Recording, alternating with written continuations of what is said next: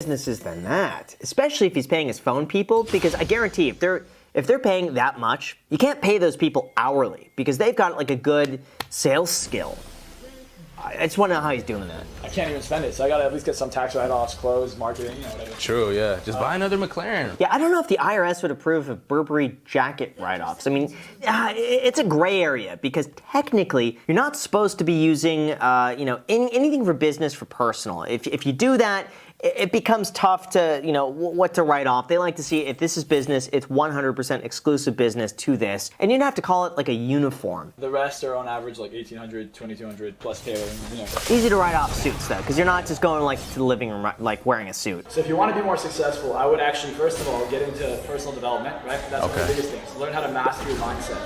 It's the most important thing ever. If you get your mindset down, you got everything down. Yeah, I would agree with that. I got really into like Tony Robbins. When I was like 16, 17, I just listened to a lot of those audiobooks on repeat. Think and Grow Rich was a big one. How to Win Friends and Influence People, another fantastic book. All the Tony Robbins books. Zig Ziglar, really any self-help audiobook that I could find. I think a lot of that was YouTube too. Anything that I could find online, I would just listen to it on repeat. At the gym, I would just listen to that. And I do think it made a tremendous difference. And how much is that sign up? $1,000. Yeah, okay. so I got $1,000 per person per session. Wow. I was sitting over with my dogs, and I remember the interview Tony Robbins had, and he said that he was charging people $1,000 a session. He had a 6-month waiting list. I said, if he could do it, I could do it. Yeah, Tony Robbins, I gotta say, built an incredible business. I don't know why people are against him now for some reason. I don't think they like his sales. He's partnered with people who some other people don't like. But you know what? I gotta say, Tony Robbins for me has been, hugely influential and inspirational for me. So I've got nothing but good things to say about him. And at the end of the day, people are scared to leave their jobs because they're like, look, where's my security? And I always tell people, look, save up some money, find out what you want to do, and when you go do it, you gotta go all in. I don't know, I almost take the opposite approach of that. Don't go all in. Don't go all in until your side hustle or the thing you're working on is making at least enough for you to quit the other job. Because too many people just want to quit, they want to go all in one thing without it being a proven concept. And I also believe that if you can't make two things work at the same time, you gotta get better with your time management. Right now we're in a recession. So everyone's thinking about how they're going to lose money, they're about to go down, they're focused on the fact that they need to be more frugal, save their money. Now that's actually the wrong mindset. Because now you're going into the mindset of, okay, wait, I'm going to lose my money. So you're focused on losing money. That puts you in a negative state, stress state, and all the opportunities that you would have taken advantage of, you may be hesitant on. Yeah. Doesn't mean you can't just be frugal while doing that, though. I mean, my thing is that you put in your time. You could double your time effort here, but you don't necessarily need to be like, blowing money here. Just be smart about it. If you want to get hypnotized for confidence, I have it on my YouTube channel. You can click on that link, check out my YouTube channel. And, It's fun, guys. And let's change your life. Yeah, you could definitely tell that he's big time inspired by Tony Robbins here. But he's posting a lot of shorts. Overall, I gotta watch more of the content, see what it's all about. But thank you guys so much for watching. Feel free to subscribe. Feel free to add me on Instagram. Thank you so much for watching, and until next time.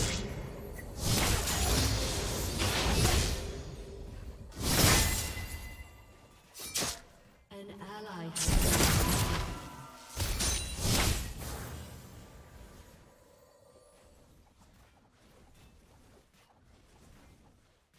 An ally has been slain.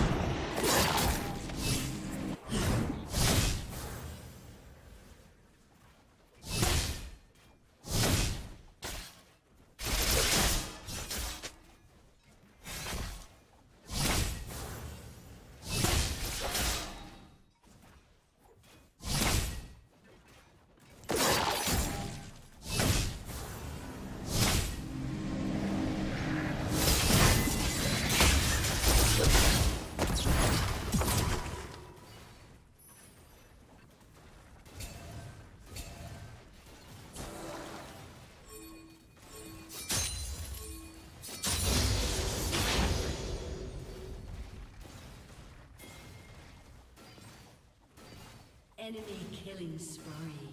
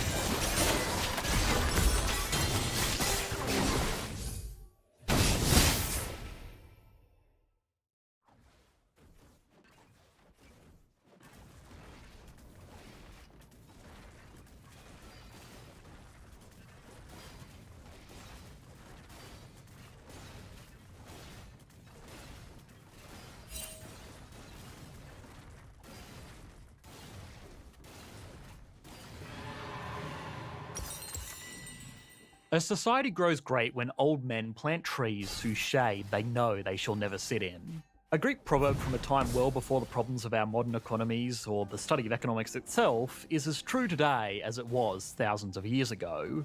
But do we really live by this idea? For the first time since the Industrial Revolution, successive generations are not becoming wealthier than their parents.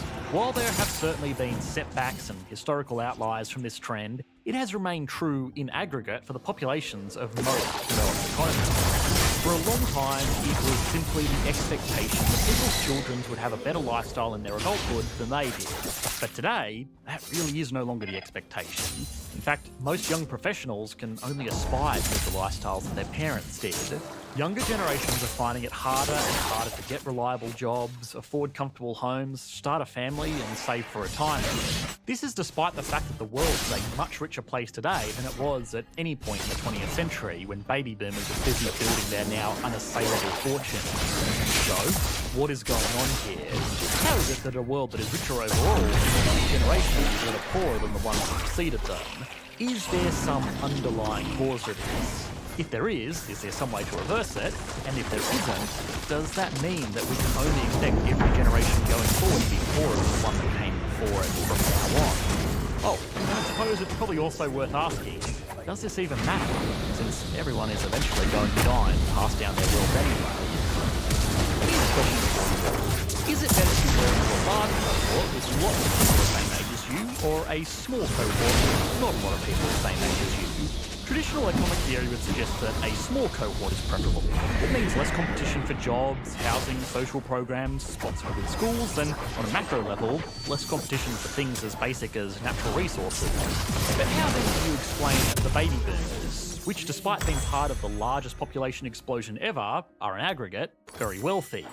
Well, Lord David Willetts, a British politician, demographer and author, suggests that the opposite may be true, and that in a democratic system, being part of a larger cohort is actually preferable because it gives that group more voting power on generational issues and more sway in marketplaces. When the boomers were young, they voted for policies that benefited them. Low cost or free higher education, family support systems and strong social welfare. When they got to the peaks of their careers, their voting patterns changed again, and now the large block of voters was in favour of lower income taxes, less business regulation, more domestic industry protections to avoid outsourcing and global competition, and on a smaller scale, things like zoning laws which would protect the value of their homes. The push towards suburbs with mandated single-family building requirements meant that houses got bigger and good locations got more desirable because only so many family homes could be built there. In the 50s, houses were basically a commodity. The majority of the expense was in building the structure itself, and it wasn't unreasonable for the family cars to cost more than the family home. Fast forward 50 years and those houses are now investments as much as they are places to live. In old age, the boomers have now started voting to support retirement benefits, pension schemes, medical infrastructure and to remove wealth taxes, even if that comes at the expense of all the schemes that serve them well in their young age. Of course, David Willetts' work focused specifically on the UK. Yes, I know there are certainly people that vote for the greater good rather than their narrow self-interest, but on average it is easy to see this trend throughout the past half-century in most advanced economies. In my own home of Australia, for example, the 2019 federal election was more or less decided by a policy decision that would reduce the tax effectiveness of Australian retirement accounts. The party that advocated for keeping the favourable tax structure ended up winning, primarily thanks to older Australian voters. We recently just had another election where that opposition party backed down on their plan to change retirement account taxes, and they won, very convincingly. A 2017 British election study found that over time, votes for Conservative parties have shifted from being divided by rich and working class to being divided by young and old. A lot of what I have discussed so far came directly from Willetts' book, The Pinch, and a lecture he ran at the Royal Institution. It's definitely worth a read if you are interested in these demographic processes. Now, a lifetime of favourable government policy can be hugely beneficial to building wealth. Imagine how much better off the average millennial would be if they got free college or secondary schooling. Even all other things being equal, this would be the difference that a lot of young people need to be able to put a deposit on a house. And that's the next big issue to consider, the housing divide.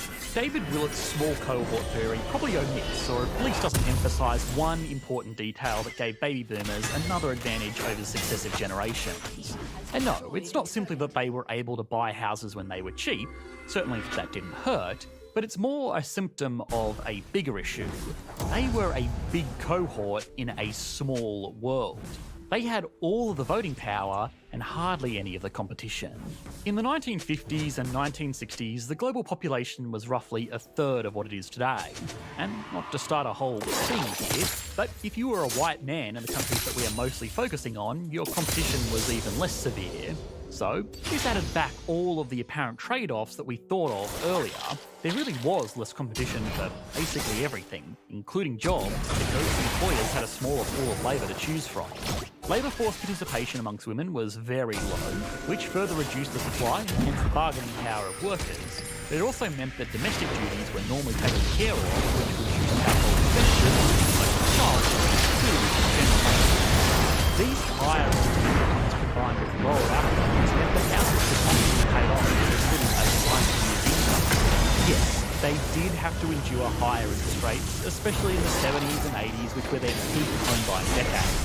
But it didn't really make the difference it would today. The median home in the USA in 1985 was $82,000. That's median, so 50% of homes, like the ones first home buyers would be looking at, would be cheaper than this, but let's keep it simple and stick with $82,000. Adjusted for median household incomes, that $82,000 becomes $103,000. The average mortgage rate at this time was 15%, or roughly $15,000 per year. It did get higher in certain years, but most borrowers were fixed in at an absolute max of about 15%. So that's the worst case scenario. The median home today costs $430,000, and the average interest rate is just over 5%, or $21,500 per year, just in interest payments. Again, this is adjusted for median incomes at the time, so on the surface, these seem pretty comparable. Maybe the younger generations shouldn't be complaining about unaffordable housing after all. A lot of people brush away this comparison by saying that inflation at this time was extremely high, so these higher interest rate payments didn't mean anything. But that's actually not true. Inflation in 1985 was 3.5%, and while it was as high as 13.5% in 1980, this was consumer price index inflation, not housing inflation. The prices of housing throughout these decades actually grew at a relatively modest rate. It was everything else that was getting expensive. This is kind of the opposite of what we expect today, where house price growth outpaces inflation. But that was not the case in the 70s and the 80s. So yeah, the inflation argument isn't totally fair. But is it fair to complain about how easy it was for baby boomers to buy a house? Well, no. They still had it easy for two other main reasons. It's not what you expect, but the high interest rates actually kind of help them. Saving money for a deposit in an account that pays 10% interest per year really accelerates that savings goal. Higher interest rates also ensured that house prices never got too high because the repayments would just become unaffordable. In our example before, we were looking at interest paid on the loans from 2 time periods. But the thing with a mortgage is you've got to pay back the principal as well. Paying back the principal on a $430,000 mortgage or a standard 30-year loan will cost an additional $14,300 per year, bringing the total annual repayment to just under $36,000. The house in 1985 would have a principal repayment of $3,000 per year, bringing the total repayment to just over $18,000, half of what the two-home buyer would be paying, despite interest rates being 3 times higher. Put another way, if the repayments were kept equal, the person buying the home in 1985 could have it paid off 5 years rather than 30 years. So, why am I focusing so much on houses? Well, despite being a very important part of our lives, houses are also uniquely unproductive. Real estate is kind of unique as an asset class because it doesn't produce anything value. A house sitting on a block of land can appreciate value and can provide a home to its owners or a rental income stream to an investor, but it doesn't make anything. Of course, there are other investments today, like cryptocurrencies, that also don't produce anything of value, but their market is minuscule next to the market for real estate around the world. Minuscule and also irrelevant.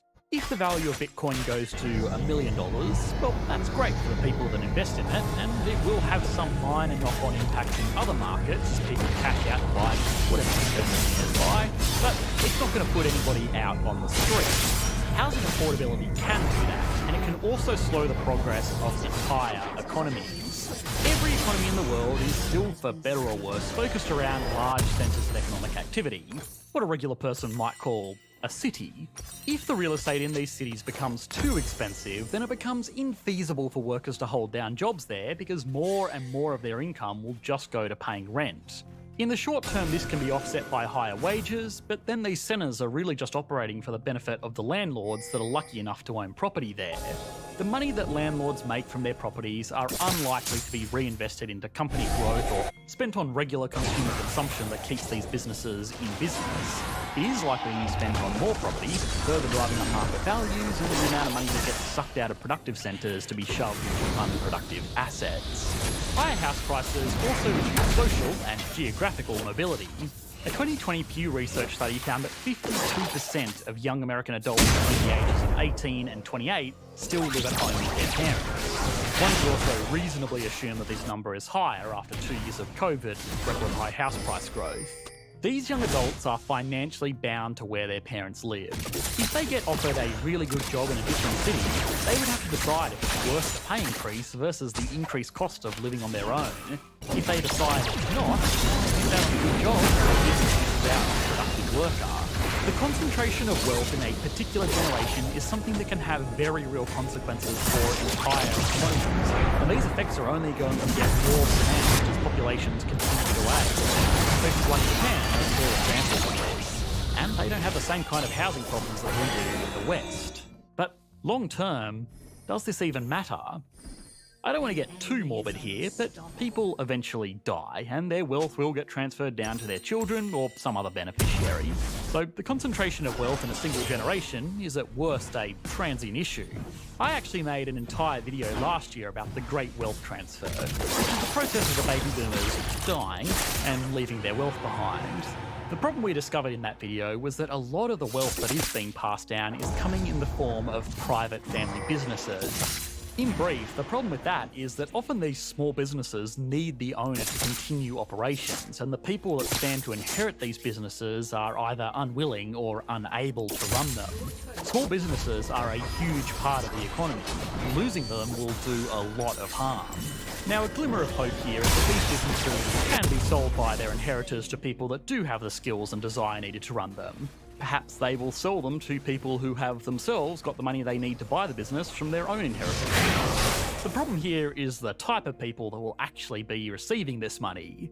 Most people don't receive money from their parents passing until they are pretty old themselves, often approaching the end of their careers or starting retirement. If the money gets handed down to them, they are likely just going to use it to fund their own retirements and then just hand down whatever's left to their own elderly children. Money pooling in the hands of older people means less opportunity will be afforded to younger people to do all of the things that they do to build a functioning economy. Buying a house, getting a good job, and, starting a family so that there is a continuous supply of workers to run an economy. You can't run an economy with people waiting to get old enough to try and do their lives. None of this all leads to the intergenerational wealth. I call it the rich child. But it is something that we are going to have to address. Things like wealth and estate taxes are commonly proposed solutions, but even if they did work, they are going to be very unpopular amongst the huge voting bloc that got us here in the first place. The final thing we've got to ask ourselves is this all the boomers' fault? I know a little bit of intergenerational bickering is all good fun, but blaming our current economic issues on a single generation is not going to be very productive. Voting in your own best interests and policies being enacted in the best interests of the majority is the foundation of democracy. And I don't think that anybody is reasonably going to argue that this is a bad thing. I think it's also very important to look at examples of economies where this has not happened. The second largest economy in the world, China, is a great counterexample. Their generational baby boomers are known locally as the lost generation because they spent most of their working lives in a dysfunctional economic system. They were also too old to truly benefit from the rapid economic expansion that took place in the decades after the economy started opening up. This meant that despite still being a large portion of the population, they did not enjoy the same economic prosperity as their Western peers. Economic prosperity was also something that the boomers enjoyed that wasn't necessarily within their control. The last half of the 20th century, by historical standards, was very peaceful. The world also opened up to international trade, and growth was put into overdrive by an abundance of cheap energy in the form of fossil fuels. It was a great time to make a fortune, and people did, which is probably the final piece of the puzzle. Once people become extremely rich, and I'm talking about multi-millionaires and billionaires here, they don't normally become poor again. The clump of billionaires that came from this generation will be skewing these figures to make them look worse than they really are. Remember, in a group with 1 billionaire and 999 people who are completely broke, the average member of that group is a millionaire. Most billionaires are pretty old, and these people will be making outsized impacts on their generational wealth statistics. Again, if we look at billionaires by age in China, a country where voting by the general population doesn't really happen in the traditional sense, we can clearly see that wealth comes from periods of strong economic conditions, not just having the ability to bend public policy to suit you and your peers. Although, of course, I'm sure it doesn't work.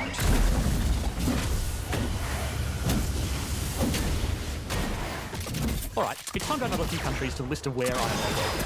This is the line, a 170km long, 500-metre high city in the desert proposed by the Saudi Arabian government as part of their NEOM project, which supposedly will also include a port city and a futuristic mountain resort in addition to a selection of smaller projects in the same area.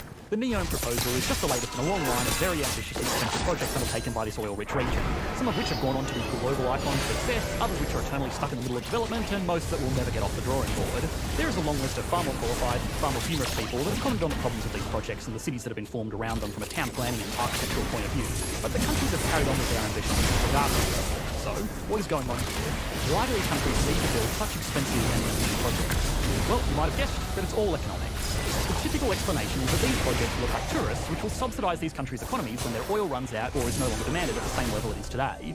The UAE, Qatar and Saudi Arabia have all doubled down on this idea, spending billions on impressive projects and subsidising global airlines to bring tourists into their cities, even if it's just for a short stopover. But will this work? The inconvenient truth is, probably not. If anything, all of this lavish spending is just going to burn through their oil wells even faster, bringing them closer to a day where they won't have the income to support the lifestyle that their citizens have become accustomed to. This obviously raises questions about alternative motives, which centre around unelected leaders building castles in the sand to stoke their own egos, even if it comes at the expense of their nation's long-term prosperity. Hopefully, of course, that doesn't happen, but regardless, these projects are still a fantastic economics case study to explore, because to properly assess if they are a good idea or not, we need to understand everything from the curse of oil wells, taxation, currency exchange dynamics, all the way to the effectiveness of national project spending. Understanding these economic decisions will not only help to explain the economies of Gulf countries and their impressive projects, they will also help us to understand the economies of a lot of countries that are making headlines for similar issues. So, how bad will it be for these countries once their oil runs out or is no longer demanded? Do these economic development plans stand any chance of replacing this lost revenue? And if not, what is the real reason behind these projects? And would there be some better alternatives? Once we have done all of that, we can put the economies of the United Arab Emirates, Saudi Arabia and Qatar on the Economics Explained national leaderboard. This episode of Economics Explained was brought to you by Trends. Trends is a business knowledge and networking hub from HubSpot, which gives you the opportunity to workshop and collaborate directly with some of the world's most successful entrepreneurs, executives, and insiders. Trends is for people looking to rapidly develop their career, start a business, or take a business that they already run to the next level. I personally enjoyed the training from bigger content creators and more established educators, and have shared a lot of the tips and tricks with my own team to help improve our videos. The best way to experience the value that Trends can add to your own goals is just to give it a try, which you can do by taking advantage of the offer that the Trends team was kind enough to extend to the viewers of this channel. To start your 7-day trial, go to trends.co/economicsexplained. That's trends.co/economicsexplained to start your 7-day trial for just $1. In 1959, the Netherlands discovered 2.7 trillion cubic metres of extractable natural gas in a field taking up most of the north of the small country. This immediately made the nation a lot of money as fossil fuel companies moved in to start extracting profits from the fields. The natural gas industry boomed and the value of the Dutch guilder rose substantially in international exchange markets as other countries exchanged their money for guilders which they could then use to buy this natural gas. This caused a problem for the Netherlands' other industries because now any goods that they wanted to export would be more expensive for the countries they were selling it to because those goods would need to be paid for in the more valuable Dutch currency. Domestic industries also struggled to sell their goods locally because the Dutch people could use their more valuable currency to import goods from countries with a less valuable currency. This meant that the gas industry really became the only viable industry in the country, which was inherently unstable for a lot of reasons. Not least of which is the fact that you don't really need that many people to extract natural gas. So, mass unemployment becomes a very real issue. This is what is called Dutch disease, and I'm sure most of you have probably heard about it before. We have mentioned it several times before on this channel when looking at resource-rich countries that have squandered their wealth. Currency value goes up, industry competitiveness goes down, and the country becomes dependent on exporting raw materials, which has historically been an industry prone to corruption and mismanagement. That's where most economists, including ourselves in the past, have left it. But there's a little bit more to understand about Dutch disease, which can directly help us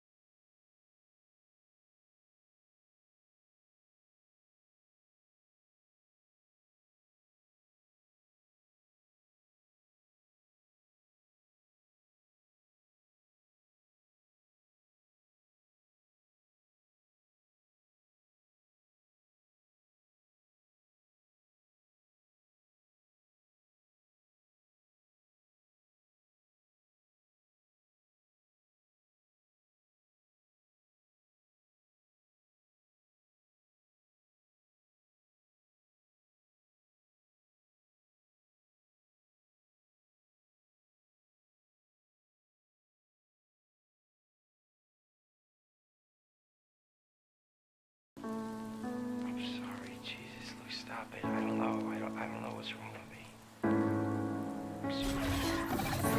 I really liked you, you know. I thought you were different. But you're not. Minions have spawned.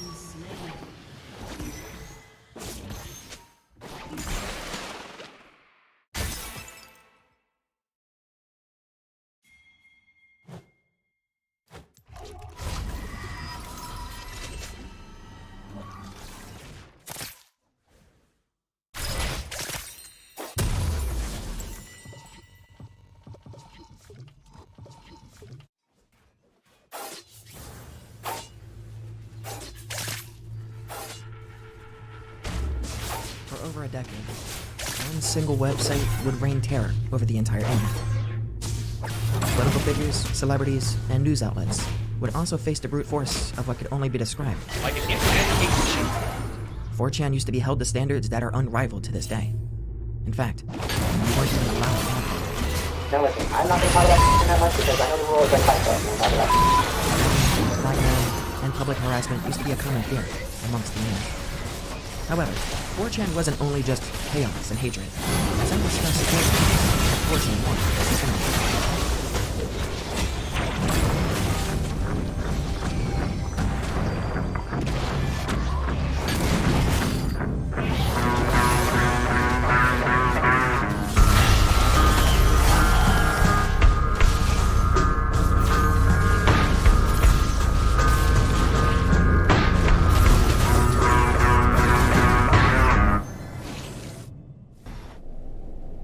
On July 21st, 2014, a user with the trip code IDF Deserter created a thread titled Goodbye. And this, the thread would garner large amounts of traffic. IDF Deserter wrote the following: I can't take this anymore. Me and my squad were ordered to demolish a hospital. Supposedly, we all slept out there. I know this is not true because I was sent to that hospital on an undercover mission not too long ago. There was nothing there. Just my staff. I left the battlefield as I now know the true intentions of my higher ups. I'll probably be tortured and left in jail for quite a while for deserting, but in fairness, each innocent one of my life. I had a fun time hanging with you. I hope you live your life. Users in the thread were quick to split into both sides of skepticism. Some instantly called this a hoax, while others began bombarding me with questions, demanding to know more. Without saying another word, OP posts a picture of what appears to be his own dog tags, and an Israeli passport along with a note to show that this isn't just some image found off of Google, thus proving that this could very well be someone who just abandoned the battlefield. OP claims that his connection is weak at best, but will try to answer some questions. Can you share some more information? What is the hospital's name that is going to be attacked?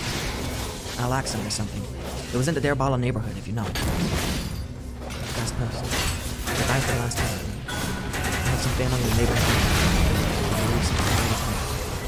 I won't let them take me. I'll probably return to 4chan when everything calms down. You've been my only true friends.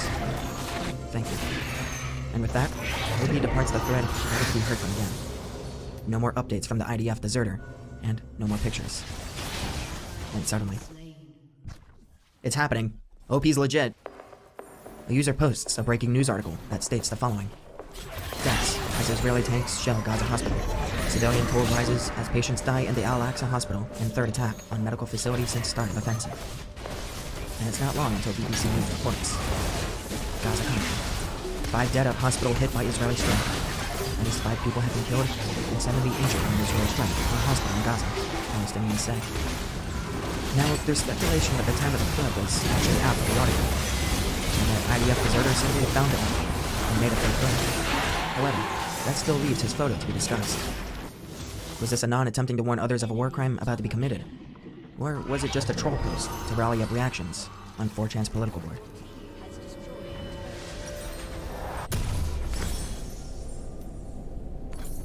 July 2nd, 2020. A user creates a thread on 4chan's paranormal board, X. The thread is titled, Storytime with a Dead Man. In this thread, he discusses his time working as a security guard and potential trafficker for Jeffrey Epstein. The following story contains graphic and disturbing descriptions, including suicide, assault, and murder. The stories and information posted here are artistic works of fiction and falsehood. Only a fool would take anything posted here as fact. Storytime with a dead man. I'm going to kill myself tomorrow, X. I'm also sending 3 packets of copied information to the media. 1 to CNN, 1 to MSNBC, and 1 to Fox News. You all will have to see which one tells the truth about the information that they receive, and which one doesn't. I trust 4chan to do this because of our history of releasing legit info in the face of mass media cover-up. I have been a professional driver/security guard for a circle of very wealthy people for almost 8 years. I started by working the door at a private gentleman's club outside of the DC area. From that job, I was introduced to some employment managers for Jeffrey. Because I had experience as both a cab driver and a bouncer, as well as always overlooking and keeping my mouth shut about the drugs and prostitution that my employers at the club profited from, they thought I'd be a good fit to work the weekends for Mr. Epstein. At first, I didn't do very much. Definitely nothing important. I would run errands mostly, and do anything my manager, who reported directly to Mr. Epstein, wanted me to do. So say the gardener calls out sick one day. It would be me mowing the lawn in his place. I was sort of a floating general helper. Inevitably, I ran into Mr. Epstein now and then. And he was always very personable, enthusiastic. I had heard about his original court case and rumors and everything, but just meeting this guy made me feel like it was all a lie. Because he seemed so kind and genuine. I thought he really was just this hotshot money man, like a Bruce Wayne or Tony Stark kind of figure. And I think, ultimately, that's how he wanted us all to see him. His god complex was, to say the least, very developed. Eventually, I was trusted with bigger jobs. I think I got a good reputation because I cleaned one of Mr. Epstein's bedrooms one day. There was, to my dismay, a mixture of shit and on the bed sheets. I dealt with it professionally and I didn't say anything. I knew by then that someone is always watching. There are cameras in almost every single room, save Mr. Epstein's private office and regular bedroom. He had several bedrooms, but one was his favorite, I guess. His main room. I never mentioned it to anyone, but I still got a thank you from my manager for being discreet. One day, I was asked to go pick up a masseuse in a bus station. I didn't ask her her age, I knew better. But she couldn't have been older than 16. I got a really bad feeling in my stomach because at this point, denying Mr. Epstein's tastes would be borderline irrational. I did my job though. I took her to his house, and a few hours later, I took her back to the bus stop. She was crying, and I didn't talk to her about it.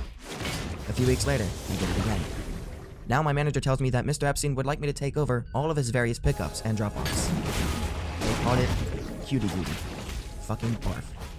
But it was more than just girls.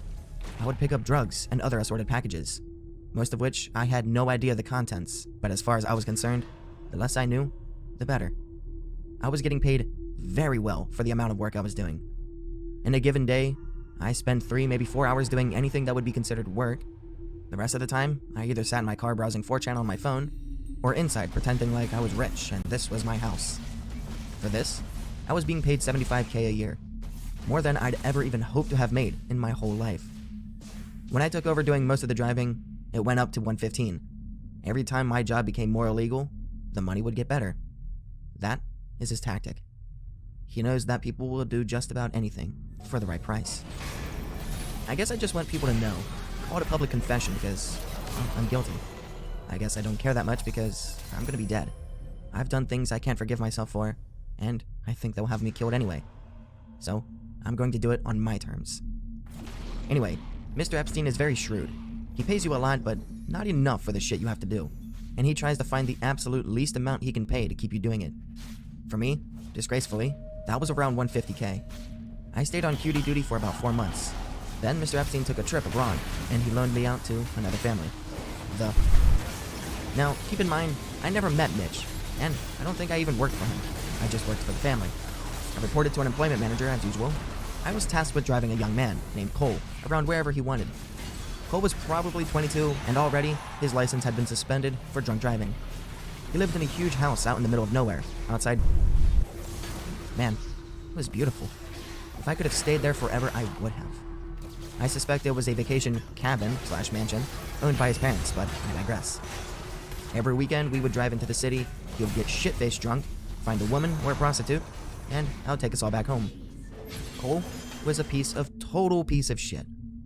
If you remember Scumbag Steve, just imagine if Steve's parents were multimillionaires, if not billionaires, and you get the idea. So one Sunday morning, after a typical Saturday night, I report for duty 8 a.m. sharp, knowing damn well that Cole isn't going to drag his ass out of bed until at least 3 p.m. Here he comes hobbling down the driveway in his socks to my car. He usually texts when he's up, and I come inside and start cleaning up his messes. No text today. He comes over to the car as I'm stepping out. He says, hey buddy, we kinda got a problem, but it's not that big of a deal. Okay, what? Let's see it. We go inside, upstairs to his bedroom. His girl from last night is laying face up, and her open mouth is pooled with vomit. She is most definitely dead. As far as I can tell, she overdosed on whatever combination of prescription drugs that they were doing, then passed out, puked, and suffocated on her own vomit. I'm absolutely flipping my shit. and I've got my phone out dialing 911. Cole slaps it out of my hand and tells me to hold on. He says he can't get in trouble because it'll look bad on his family. I said, Cole, you've already been getting into trouble. He says he knows, just not this kind of trouble. He says I'll get a big bonus if I just deal with it myself. Now, I'm way out here in the middle of nowhere, and the implication from day one of my employment in this circle has been that if I mess up, I might suffer harsh consequences. I know what I did here was wrong. I know that, and I'm so sorry. I asked him what I'm supposed to do. He says, just wait. He gets a different phone out of a drawer and starts making calls. After a few minutes, I'm waiting in the hallway. He's casually pacing around the corpse. He gives me GPS coordinates for a little spot off of 111 out in the mountains. I'm supposed to wrap her up, take her there, and drop her off. He said there would be guys waiting there to take her. It's a long drive and I don't look forward to it one bit. I wrap her up in his comforter. He stops me. Bro, he says. Bro, not that blanket. That's like the softest blanket in the world, dude. No way. And he gets me a different blanket from the closet. Fucking real gentleman, Cole was. He's got an F-150 at the property, used for landscaping work. I put her body in the bed with a tarp on top, and then I fill the rest of the back with landscaping supplies, fertilizer, tools, etc. I tried to make it look really natural and boring. I'm shitting bricks. I can't believe I'm actually doing this. But he's promising me that if I get busted, I'll have the best lawyers money can buy. And I believe him.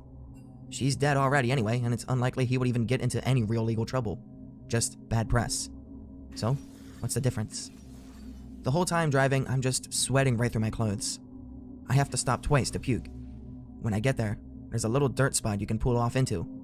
And sure enough, there's a big black SUV and a Jeep with off-road tires. I'm not about to just assume these are the body people, so I stop and get out and I approach the SUV. The window rolls down, and there's a woman who's probably in her 50s and a big guy driving. I don't know what to say, so I'm just kind of like, how's it going? Feeling like a complete fucking idiot. She makes a call and describes me to the person on the phone. Then she puts it down and says, who are you looking for? Is it under all that stuff in the bed? I say, yeah, do you need help? She says, no, take a break. So I walk into the trees a little bit and smoke a cigarette or two. They've got her out and put her in the Jeep within about 5 minutes. The woman tells me to wait 15 minutes before I leave. Then they pull out and drive away. The Jeep drives further into the woods. I wait maybe 7 minutes and I leave. I got a text later telling me not to ever leave early again. It was from a blocked number. So, when I get back to the house, Cole is sitting at the kitchen table eating a massive bowl of Fruit Loops and watching Love and Hip Hop. This man is like a child, and he hasn't even gotten dressed yet. He asks me to wash his blankets and sheets. I do it.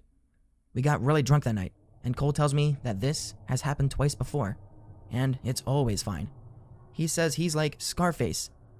I hate him. The remaining few months go by without incident, and he gets his license back, freeing me at last. Mr. Epstein doesn't need me at the time, but I do get referred as a reliable driver to the bigwigs at who assigned me to work on Crew while she promoted, at that time, her 6th and newest album. I never met in person, just in passing now and then, but I found this job to agree with me a lot better than the others. I drove a van stacked with promotional gear from city to city while she toured. A few times, I was sent to pick up Molly and was taught to use test strips to test for purity. If it was not pure, I was supposed to walk away, but it was always pure.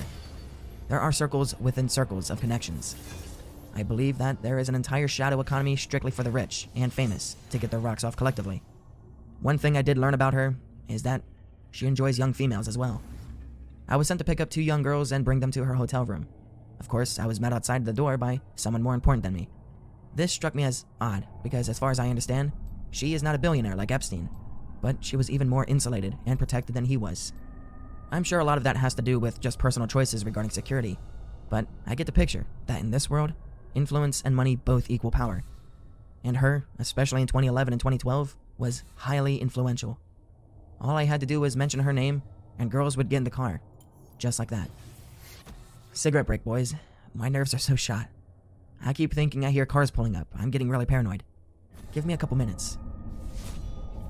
So the most noteworthy thing that happened while working for is when she had a party to celebrate the end of her tour.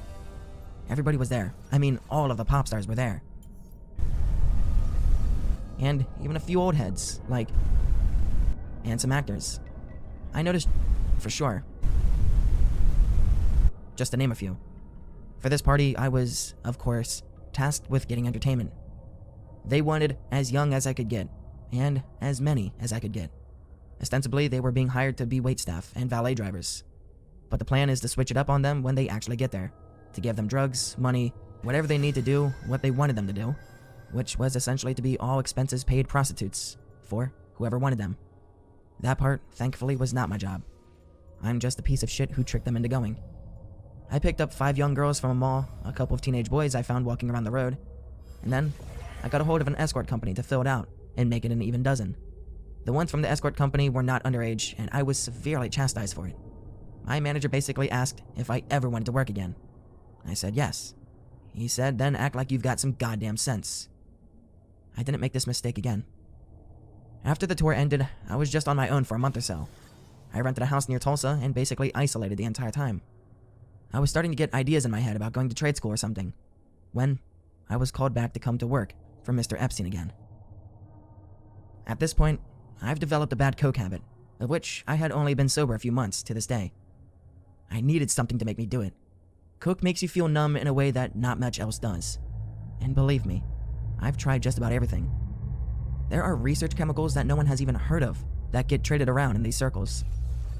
When I came back to work for Mr. Epstein on his island, I was going through an 8-ball every day or two. I binge drank at night, but I had to keep focused during the day. The coke wired me up, and the liquor brought me back down. That's the only way, mentally, that I could really cope with what's happening. I was flown to his now infamous island to be one of the regular staff. Essentially, I lived on this island for free, while getting paid to maintain the grounds and keep the buildings up. When Mr. Epstein was there, obviously he would bring his own entertainment, so I didn't even have to do that. I thought, this sounds like a fucking fantastic deal. Island paradise, great wages, not much real work. Count me in. Out of all of my sins, I believe sloth is the most damaging one that I indulge in. I always look for the easy dollar, and that's why I am prey for people like this. Now, first of all, this island is like paradise on Earth. It's always a comfortable temperature. The rains are breathtakingly beautiful, and the architecture and decor of houses are exquisite. Yes, the bathhouse is really creepy. The fake doors are there to confuse flyby surveillance, if anyone was wondering. The other regular staff were hard to get along with. They were all creeps, and I mean capital C fucking creeps. Made me wonder about myself, honestly, that I'm put here with them. They all joked about getting Mr. Epstein's leftovers, and the talk was constantly about when Mr. Epstein was going to visit the island again. When he would bring important people, world leaders, CEOs, and etc., I and most of the staff were kept totally out of sight. We weren't allowed to work in an area unless we knew it was empty. Only his most trusted employees could actually be in the building with him, and his high-powered friends. Sometimes, though, it would just be the family, and things were more relaxed. I passed by his office once, carrying some garbage, when he beckoned me inside. He asked me my name, and I told him. He offered me a seat, I took it. You don't get far in this business by saying no. He began to talk to me. He looked really stressed. He asked me how anything that feels good could be bad. He had a big painting of Oscar Wilde, and considered him a personal hero. He began to explain hedonism to me, and asked me if I understood. Of course, I said. Who doesn't like fun? Lots of people, he said. Then, he let me go about my duties.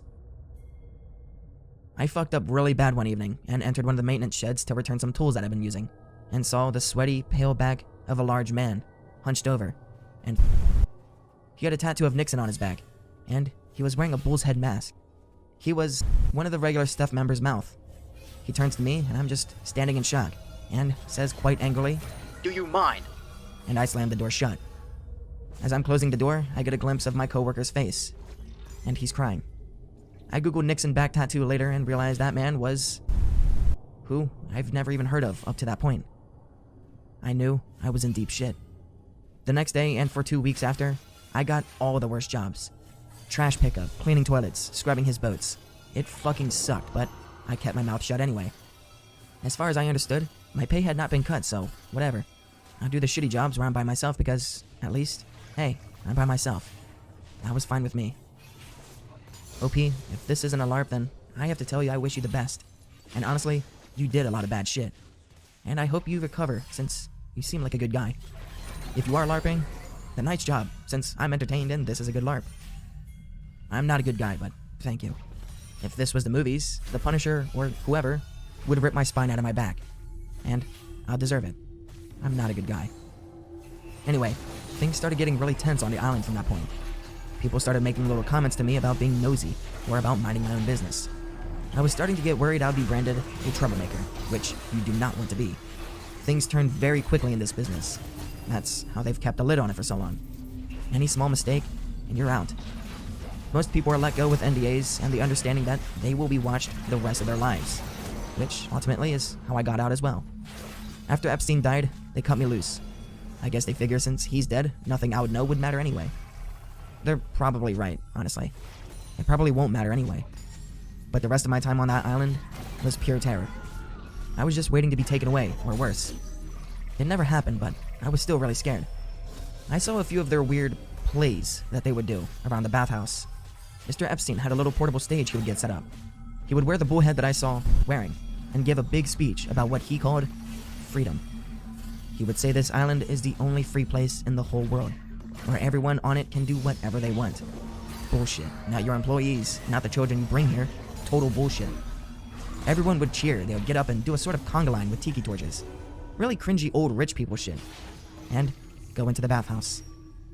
There was a trap door on the floor that has not been reported in any of the investigation photos that I've seen, which led to what they call the chamber. And it is essentially a bondage dungeon. I don't know what all happened in there, and I never want to know. I stayed as far away from that bathhouse as I could. So, anyway, eventually I got my reputation for the most part back into good graces, and I was working in the main houses again. One time, I was helping in the kitchen. I don't know if the chef was fucking with me. I hope so. But he was separating what looked to me like the torso of a very young, skinned pig. It had been roasted, and he was chopping it into quarters. The ribs to be served that evening, and the rest broken down for soups and casseroles. I said jokingly that it looked like a little kid. He just gave me this awful dead-eyed look for a second, and said, "Watch it." I worked on that island for about a year. In 2013 to 2014, Mr. Epstein chose me and 2 other trusted employees from the island to come with him to a winter retreat in the Swiss Alps.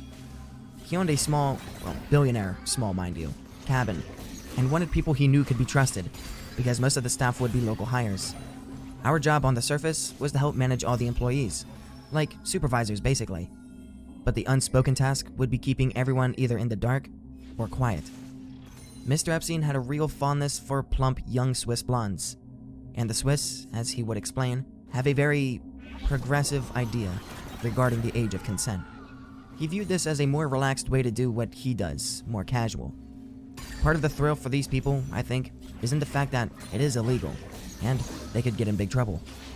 When they go to places that are more friendly with the idea of older men having sex, it's to take a break, so to speak. The Alps themselves, though, wow. I mean, wow. I've been all over the United States, and nothing in this country compares to Europe in terms of sheer beauty. Sometimes, early in the morning when I would come out of my cabin and stretch, I'd just look at the trees, smell the crisp, clean air, and just for a minute, I'd forget what I've done, and what I am doing.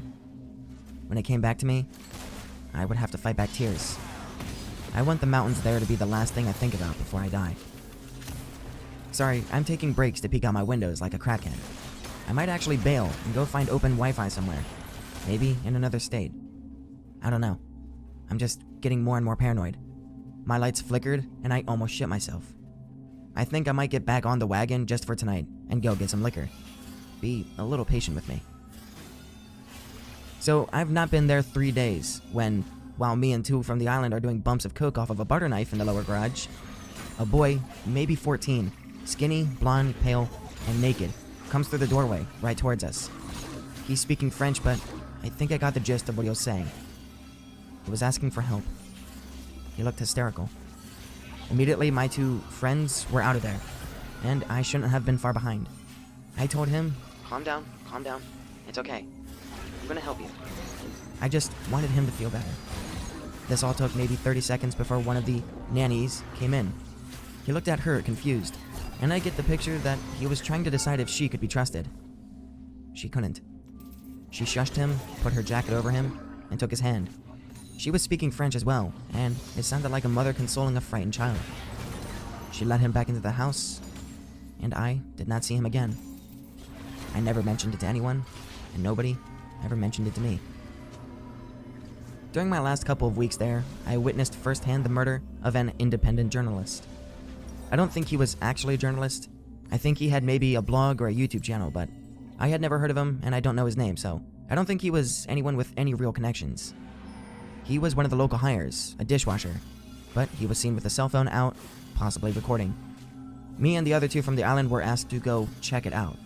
So we go get the guy and ask him to empty out his pockets. And sure enough, he's got a phone. We told him to unlock it, and he wouldn't. One of the other guys made a call, came back, and slugged him directly in the nose. I think he broke it because there was blood just pouring out, and the guy started screaming. I don't think he'd ever been hit before, but me and the other guy held him down. Fuck it, I'll say the names. It was Daniel and Marcus. Marcus and I were holding him down, and Daniel punched him again and told him to unlock his phone. He complied this time, and sure enough, there were pictures and videos from inside the house. We knew he hadn't sent anything out because only wired connections worked there. I guess they had signal jammers or something. Or maybe because it was just so remote, I don't know. Anyway, Daniel makes another call and tells us to take him outside into the woods. I think we're just gonna threaten him and make him sign an NDA, but Daniel took his belt off and strangled him to death. We had to put his body up in an outbuilding because the ground was frozen. We put him through a wood chipper and then burned everything to ash. There were bits of charred bone left over when I swept it onto a trash bag, and I threw it out with the regular garbage. This, above anything else, I feel the most guilty for. After that, if I wasn't in before, I was definitely in now. Me, Marcus, and Daniel, the three fucking stooges from hell. Daniel had been in the military, and I think he had a few screws loose, because he always had a temper. He became the go-to guy for the really dirty shit. I started working for Mr. Epstein directly after this. He would confide in me sometimes, when he was very high, about how nothing really makes him feel good enough. He told me once that he hasn't felt happy in years. I wish I had the stones to tell him that this life he is living is only bringing him down. For a brief moment, I felt empathy for this man. I think that too was part of his game though. I don't think he has ever had a single genuine feeling in his life outside of sexual gratitude. He never mentioned the journalist to me. It was like it never happened. But we both knew that was the reason that I was now working directly for him. Listen, I think I've said about all I care to right now. I'm going to go get a bottle of something before all the stores close. If this thread is still here in a few hours, I'll answer questions and tell some more stories. You ever see occult stuff on the island? Robes, pentagrams, rituals, that kind of shit? They called them plays and theater, but for my eyes, yeah, I would say the speeches and stuff that I saw looked a lot like rituals. The bull's head mask was scary. I mean, it was a rubber mask for sure, but whoever spoke would wear it all night. After they would come out of the chamber, the masked person would roam the island, and it was generally understood that you are to avoid them at all costs. When they wear the mask, they're like animals. They just wander around from one carnal satisfaction to the next. Food, sex, sometimes violence, whatever. And they could do whatever they want. If they came to you and told you to whatever, you have to do it. It never happened to me, thankfully, but I made sure on those nights to stay out of sight. And that would be OP's final confirmed post. 8 hours after OP's last post on the thread, Ghislaine Maxwell would suddenly be arrested by the FBI and charged with conspiracy, enticing minors to engage in sex, and more. This could easily be a massive coincidence. However, the timing is almost too on point. And before I get on to the next part, I would also just like to throw in that someone once reported Jeffrey Epstein's death or suicide before his body was even discovered or before it was even reported.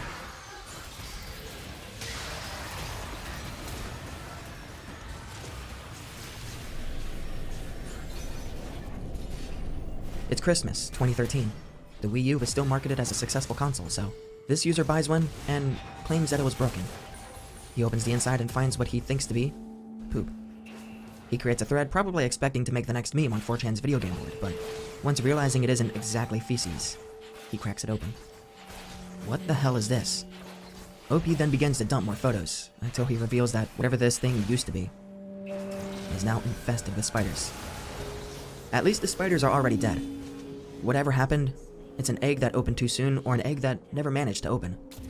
The spiders must have devoured each other to stay alive and eventually grew to max capacity and truly died. The size shows they're adults, but the colors show that they literally have no plating or skin. The spiders live lives like we did, in the fucking dark. That is, until OP returns. This one was still alive. Needless to say, users are less than thrilled about this news. He literally ate his brothers to fucking stay alive. What the fuck? He's some sort of super spider. What did you just unleash upon the world? As chaos ensues, another poster adds gasoline to the fire. That's not an egg. That's a dirt dauber nest. The spiders are paralyzed inside of it. If they're not dead by now, and they're actually fresh catches, they're gonna be waking soon. For context, a dirt dauber or a mud dauber is a wasp that specifically hunts spiders. It grabs its victim and stings it, injecting a paralyzing venom into the spider. Afterwards, the wasp takes the victim to the nest where it is eventually consumed by the wasp's larva. So what we're looking at here is a nest full of either already dead spiders or spiders that are still paralyzed. This spider kind of looks like a brown recluse. If you let it sting you, your arm's gonna start rotting while you're alive. Other posters explain the severity of the issue, while others, rightfully, lose their mind. I don't think the thread is understanding the magnitude of the situation here. OP just opened a wasp nest full of poisonous spiders. Poisonous spiders that make your skin and flesh rot off if they bite you. They might not even have wasp larvae in them, in which case, they're paralyzed and just awaiting to be awoken. And for the fuck of it, let's add this theory to the mounting fire. Guys, if OP had this in his Wii U, then it can't just be one of them. What if an employee put one of these in everybody's Wii U at the store that OP goes to? Nobody knows where on earth OP lives, but you could be living right next to him and buying a Wii U from the same store he goes to. Just imagine it. You could be buying a Wii U with one of the same things that OP has. And that's how 4chan users spent their Christmas that year. Not with family, not with friends, but instead with debilitating fear that mayhaps their very Nintendo Wii U console comes with flesh-rotting spiders. Okay, time to debunk this story. The story is actually false, and if we check the Wayback Machine, you can find that the original pictures actually came from the subreddit, r/WTF, before OP posted it to r/pics. The actual story is that a man discovered a wasp constantly returning to this hole that he had in his wall. He finds the nest, and well, it just gets much worse from there. In the last picture he posts, you can actually see a wasp larva right next to its meal. So while the Wii U story isn't real, the spider situation still very much was for this one individual. However, the idea of this being in a Wii U is much funnier. By this point, I believe that the majority of us know what a skinwalker is. Of course, memes on Instagram and Reddit ended up being vastly incorrect about what a skinwalker actually is. But the term might still be familiar to you. And if not, then a skinwalker is known to be a witch of the Navajo region. Once human, these witches or warlocks would get lured in with the temptations of black magic, resulting in them doing horrid acts that were deemed unforgivable by human nature. Usually, it meant cannibalism or murder. Afterwards, the witch would transform into a monstrous being, thriving off of an incurable hunger. It is believed that human meat is the only thing that temporarily satisfies the skinwalker's hunger. It is said that this creature is so feared by the Navajo tribes and culture that they refuse to ever discuss the idea with outsiders. So it doesn't come as a surprise that it took the internet ages to finally discover it. And where else to be discovered than 4chan's paranormal board, X. Of course, speculation can be all over the place, along with skepticism, but in my opinion, it wouldn't be until 2012 that a 4chan story would put the term skinwalker on the map. Anansi's Goatman. Many of the characteristics described in this chilling story would go on to be used as almost a fitting stereotype, if not cliché, for future skinwalker stories. Characteristics such as physically laughing without sound, the atmosphere smelling like copper or burnt hair, the creature shape-shifting and poorly mimicking its surroundings. Amanda? Its voice being described like a yowling cat. That last one might sound kind of off, but without context. Over the last decade, skinwalker stories have become massively popular on X and K, some being a bit more obviously fake, but it's fair to say that these stories nonetheless are chilling. So, controversially speaking, and of course from an open-minded perspective, is it safe to say that 4chan users may have been trying to warn us about these cryptids A creature so evil that its own tribe believes that its name is a cause for bad luck. That 4chan may have been warning us to not be so naive when it comes to hiking land untouched by humanity.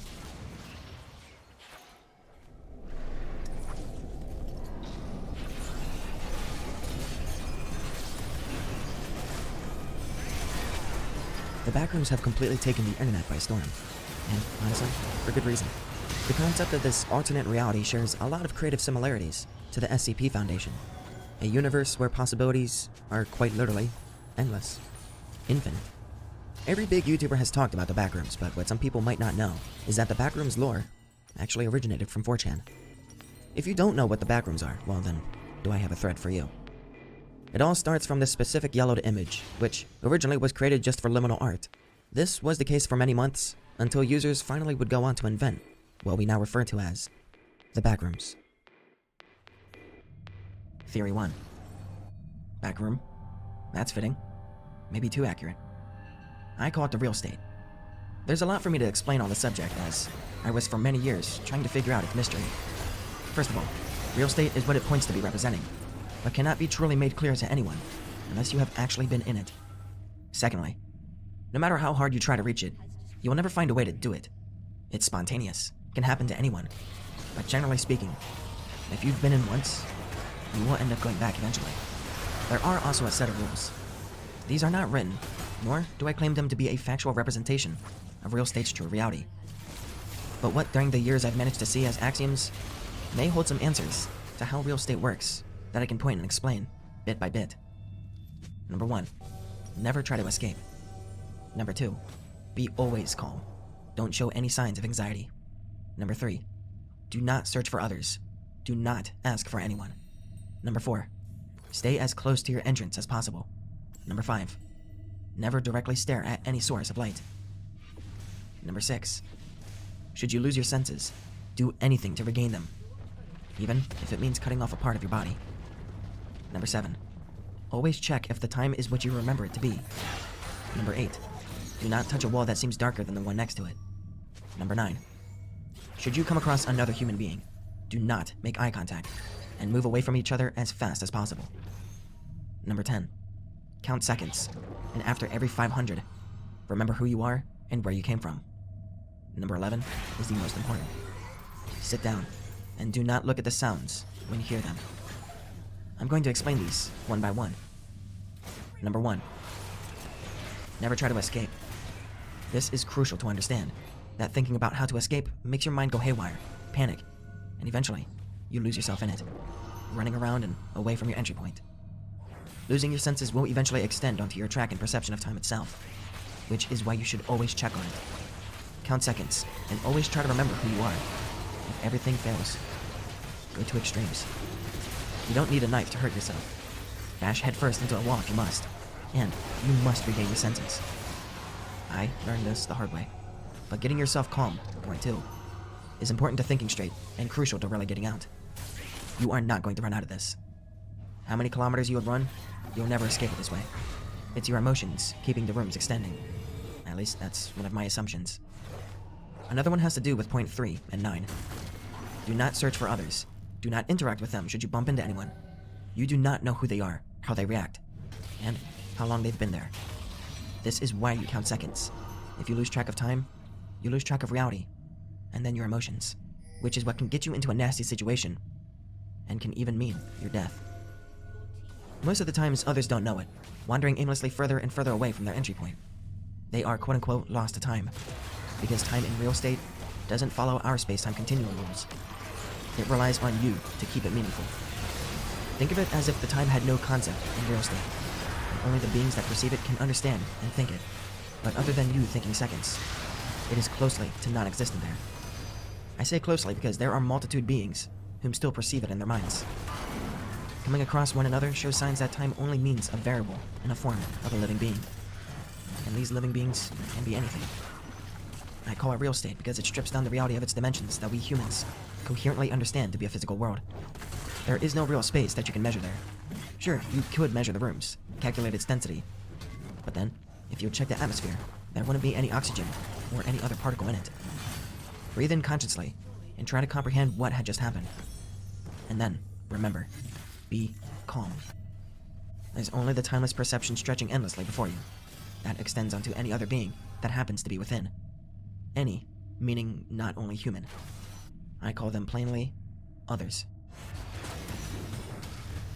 If you're not careful, and you no-clip out of reality in the wrong areas, you'll end up in the back rooms, where it's nothing but the stink of old moist carpet, the madness of mono yellow, the endless background noise of fluorescent lights at maximum hum buzz, and approximately 600 million square miles, and approximately 600 million square miles of randomly segmented empty rooms to be trapped in. God save you if you hear something wandering around nearby, because it sure as hell has heard you. The first time I saw one was also the first time I was in real estate. I was already panicking, already wandered too far, and lost track of time. I lost my senses seeing otherworldly creatures that I can only describe as a crystalline form of ants the size of a giraffe. I turned around and ran, screaming. I didn't think about escaping from there and then, just from the creature, which is why I think I ended up being let go from the real estate. This had led me to one conclusion that much later came as this. Sit down. Do not look at whatever came in. As far as you are concerned, there are only intelligent beings in there.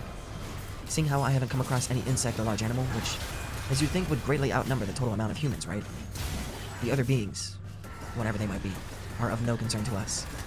We cannot converse, we cannot understand each other, or help one another.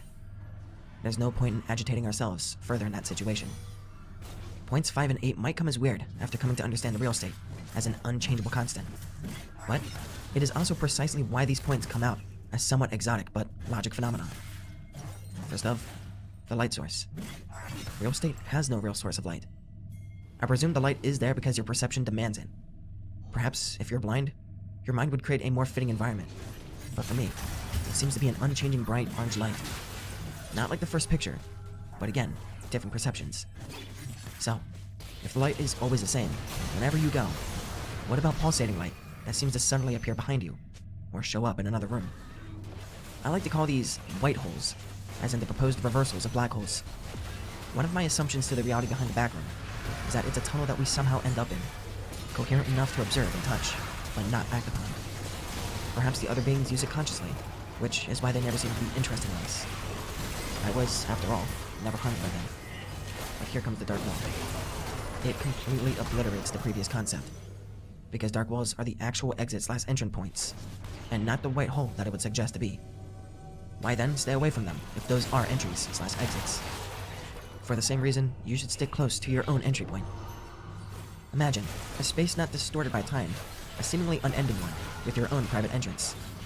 How many more like these are there, and each leading to other points in space and time, or something completely by us not understood? This is also why I wrote that the back room is a fitting name. Perhaps it's the back of our consciousness. Point is clear here, however. Stay clear of the dark walls, but your own entry point. There's also a discrepancy here as to the entry point. Sometimes, you can get ejected from the room completely randomly. It can happen right away, or a month, or a year in. I got myself ejected while running away from the other being, but I also got myself ejected while being completely calm. This would conclude my observations on what the real state/back room is, but I still wait till the day I again enter it. Each time I come more prepared than last, and each time I understand more and more. Theory 2.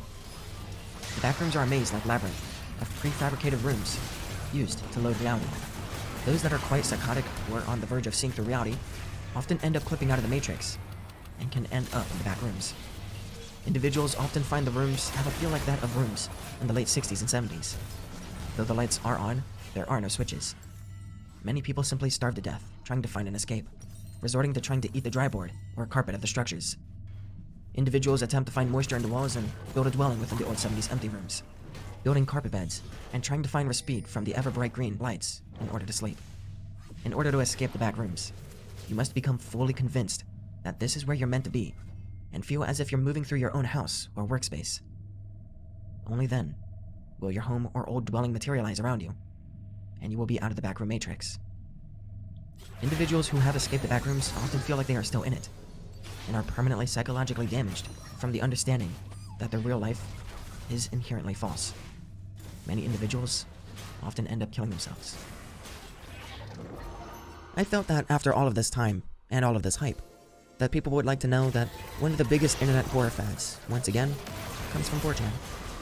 And while I have my own opinions about the backrooms, I can at least enjoy and respect the Lovecraftian, incomprehensible side towards the concept. Thanks for watching. As always, much love to my Patreon supporters for helping the channel stay afloat. If you pledge, you get early access and exclusive content, and the price you pay is all up to you. Anyway, please like and subscribe and all that stuff, but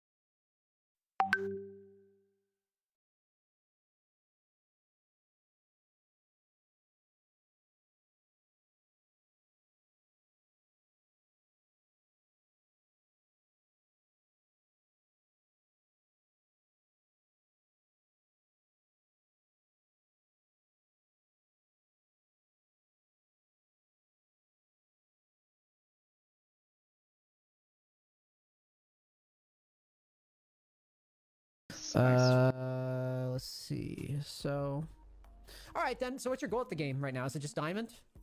Yes. I used to be diamond. And Okay, wanna get I can back see there. that. Yeah, I can see that. Why do you And think you I, haven't been able to get there so far? You know that excuse everyone uses, like, I took a big break from League and then I came back?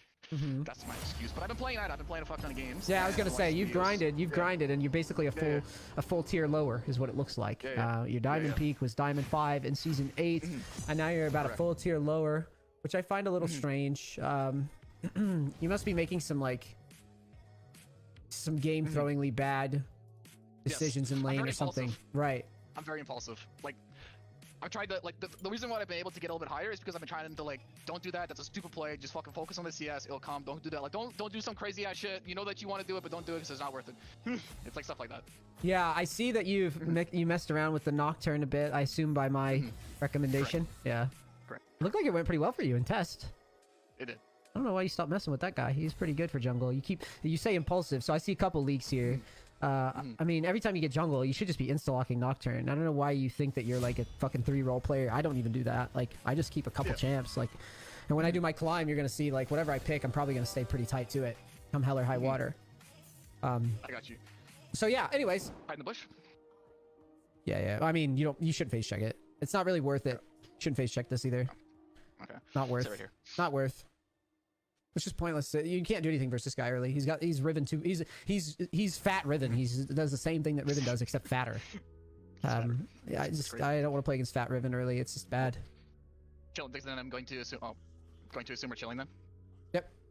With W, just heading back. Letting this. Yeah, you can't do anything to him early levels. You don't really feel comfortable walking up to farm because he's gonna bonk you on the head every time you do it. So that W start is pretty standard. We'll save W for the first 3 minions. Let the wave push into us. You could try to bait Qs to get him to push faster if you want.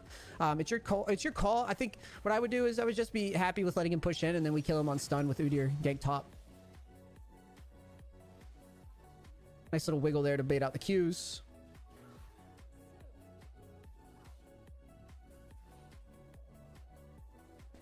We're not trying to kill him early, so I don't know why you're inviting this awkwardness. I don't know why you're Wing the wave either. That's a lazy play.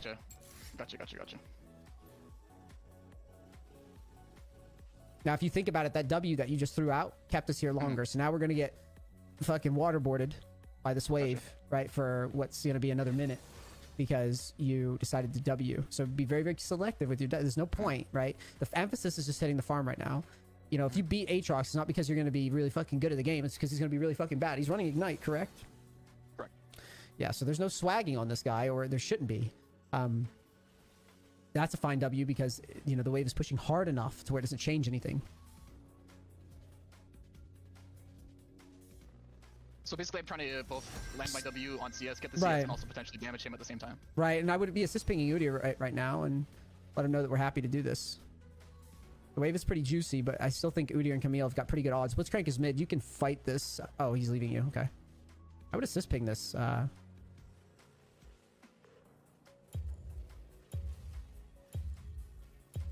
you go. You're fine. Ignite.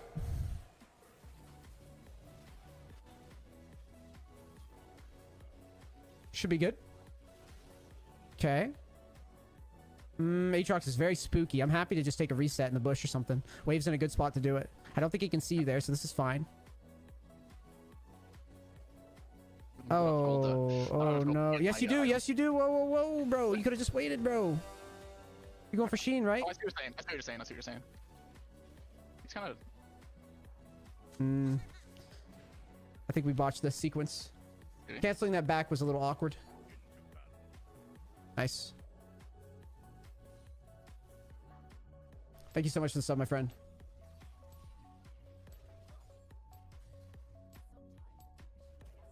Come on, buddy.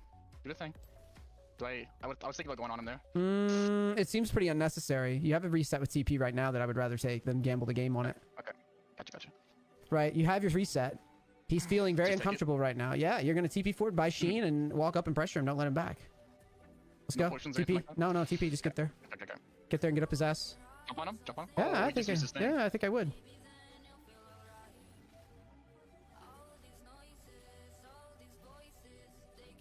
Nice dodge. He dies here.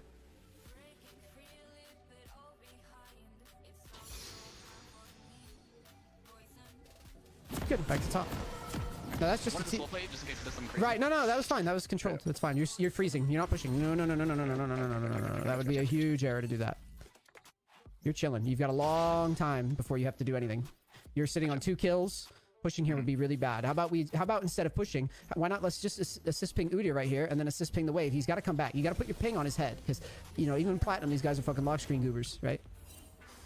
So just ping him once and just ping that Aatrox is alive. You're saying, hey, let's fucking kill this guy when I get 6. That's what you're communicating right now, okay? You can ping that you're 6. You can ping you have ult. You ping on your way. Yeah, ping that you're on the way. Like, ping all that shit. You know, on the way ping? Oh, this guy's literally in vision right now. No. You just want to kill Aatrox when he comes back. I think this guy's confused. Is he in the bush? You need to walk forward and ward mid bush. No. Mid bush in the lane, dude. Like the lane bush in the middle. He could be leeching XP. I want to know. See, this is the type of shit right there. That's the type of shit we could kill him if we knew that, right? Don't worry about trades right now. Udyr left. We're chilling. We don't throw shutdowns to Camille. We're chilling. We don't throw shutdowns with Camille. We're all right. Okay, that's my issue as well. We got free ride to start one-shotting people. We're happy. Gotcha. We're just collecting.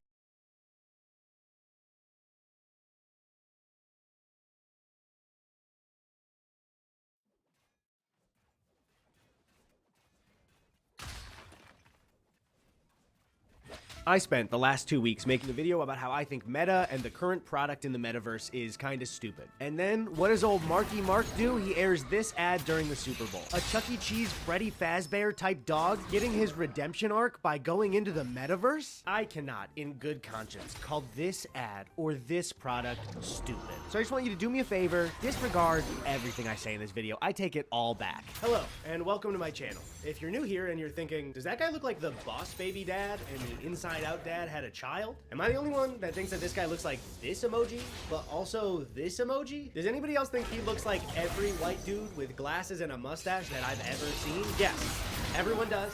I hear it all the time because I'm online, a person online. It's the reality I live in and it's terrible. But today's topic is perfect because I'm looking to escape that reality and enter the new reality, the next step in human evolution.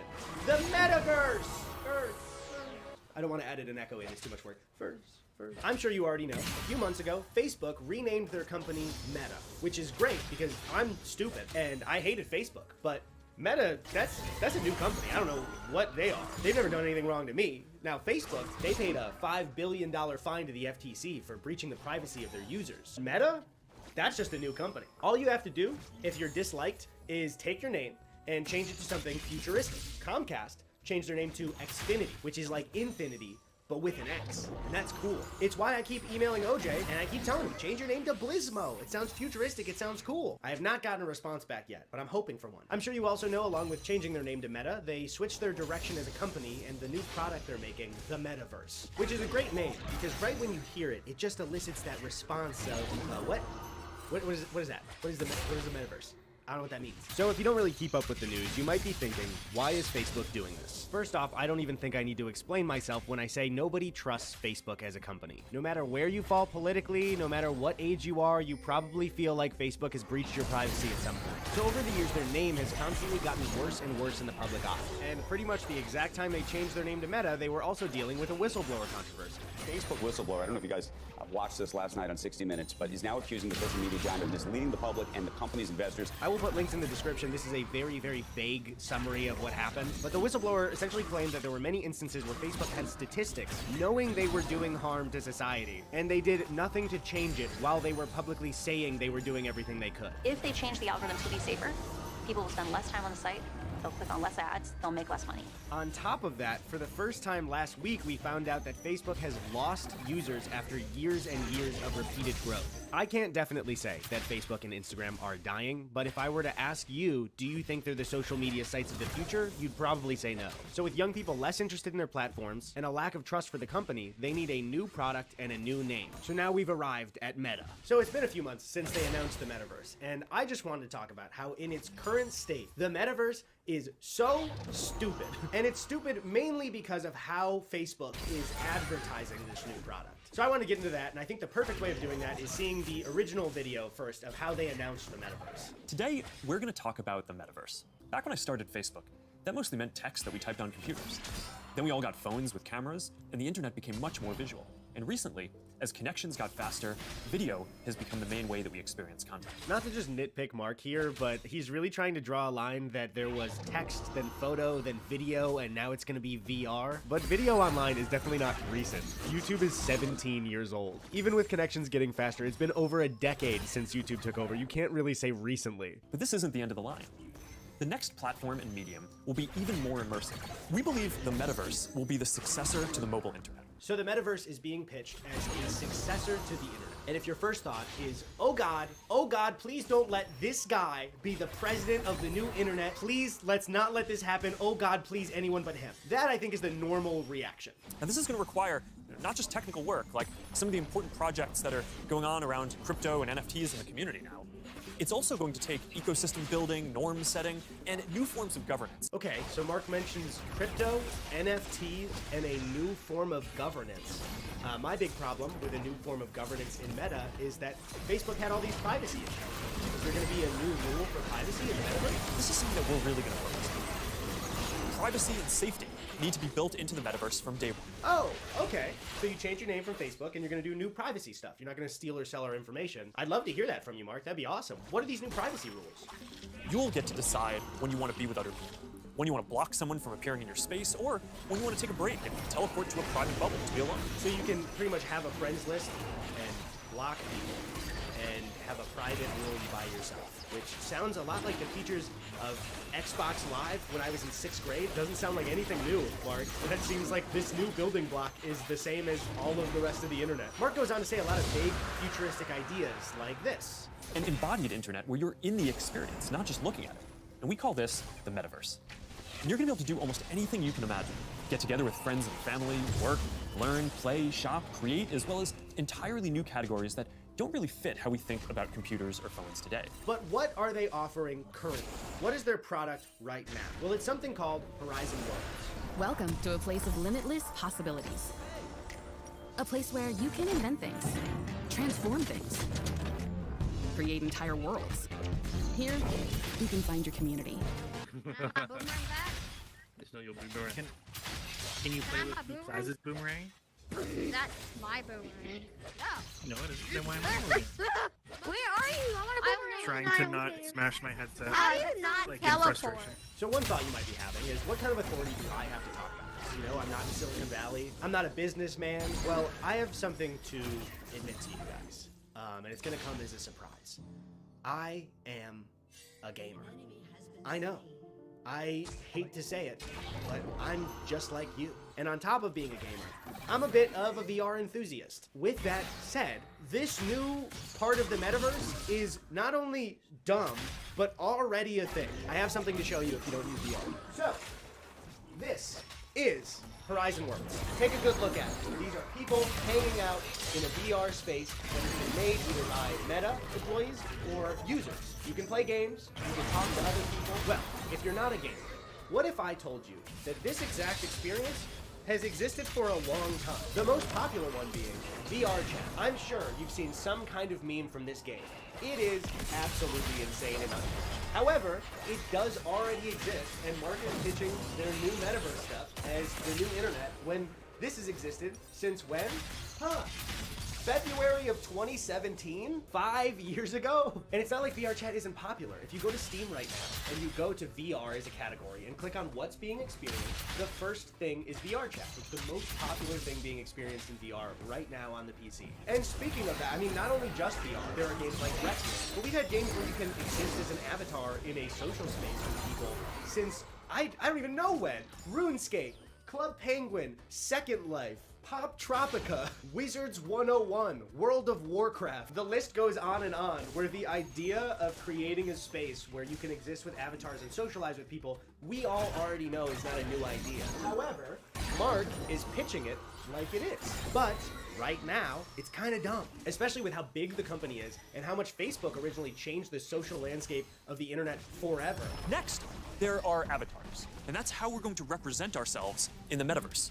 Avatars will be as common as profile pictures today, but instead of a static image, they're going to be living 3D representations of you. So Mark starts to talk about the benefit of socializing with people in the metaverse, when, I don't know if you guys saw this leak, this is the real reason that Mark made these avatars in the first place. Do you have a favorite feature to use in here? Yeah, Something that you think is very cool? Check this out. Wow. So that's pretty neat. This is so freaking cool. So like I said, we're focusing right now on the current metaverse. Obviously, they're pitching AR technology in the future where you don't have to put a VR headset on, or maybe you sometimes do for a more immersive experience. You're going to be able to move across these different experiences on all kinds of different devices, sometimes using virtual reality so you're fully immersed, sometimes using augmented reality glasses so you can be present. So right now, I just have to say, the new version of the internet can't just be in VR. It's too vulnerable of an experience. If you haven't used VR frequently, you have to not only put it on your eyes, but also cover your ears. So both of those senses are not to be used for the real everyday world, which means if there are other people who live in your house, or you're worried about a break-in, you have to completely shut yourself off to everything. If you have kids, can't look after them. If you have pets, good luck if something happens to them because you're in the middle of a crazy run in Beat Saber. You can't stop that cool EDM song. You're on a roll right now. I think it's pretty obvious, like, people don't want to shut into the internet. They do want cool experiences in VR, and some could be social, but you don't want your entire internet experience, or even a majority of it, to exist in VR. Imagine it in the reverse. Imagine the only way that you could experience the internet, the only way you could watch YouTube videos, or go on Twitter, or TikTok, the only way you could do it is to use a VR headset. What would the next invention for that internet be? I would think it would be to put it on a portable device, so you could experience the real world, but also use the internet if you need to. Where you don't have to shut in and be at home to be on the internet. You could go for a walk in nature, but also check Twitter. That would be the next step, you'd think. It's especially in the marketing of this, because if Mark wasn't saying things like this, You can start to see how the metaverse is going to enable richer experiences by letting us add new layers to the world that we can interact with. it could just be a cool side project they're working on. When talking about making real-life experiences richer, Mark was referencing this technology to bring somebody to a concert when they can't make it in person. Imagine your best friend is at a concert somewhere across the world. What if you could be there with her? Yo. You're here! But does this make the experience of going to a concert richer? No. But we're not just talking about metaverse concerts, we're talking about the after party. What if there was an after party that anyone could go to, no matter where they were? Oh, there's swag. And when you go to the after party, you could connect with other fans, hear new versions of your favorite songs, and check out the merch that just dropped. Ooh, I like that one. Well, now you've got to get it. Thanks for coming in today. You know, I know we gave your company $2 billion to make a revolutionary idea for Metaverse. Let's see what you got. Okay, so why do you go to concerts? To see the artists I love live and in person. Okay, so we can't do that. Sort of picture you're going to see Doja Cat. Picture like a Bitmoji of Doja Cat. Is that good? Not really. Oh, okay. Why else do you go to a concert? To experience music played live in front of me with a group of people. Okay, well, so the music isn't live. You are hearing it over the internet. And the people are real, but not to you. They're like a digital projection, and one of them is a giraffe for some reason. So it's almost like every reason you would go to a concert doesn't exist for a virtual concert. Right. So we gave you $2 billion. I guess we'll just give you $1 billion more. Can you probably figure it out? Yeah, no, for sure. We'll spend that money real well. So aside from trying to save the company, why would Mark want something that is the new internet? Why wouldn't he want to integrate it with the current internet that we all use? That would probably be the easiest thing for consumers, right? A lot of other companies like Google and Apple control a lot of internet spaces and purchases, and Mark doesn't want that.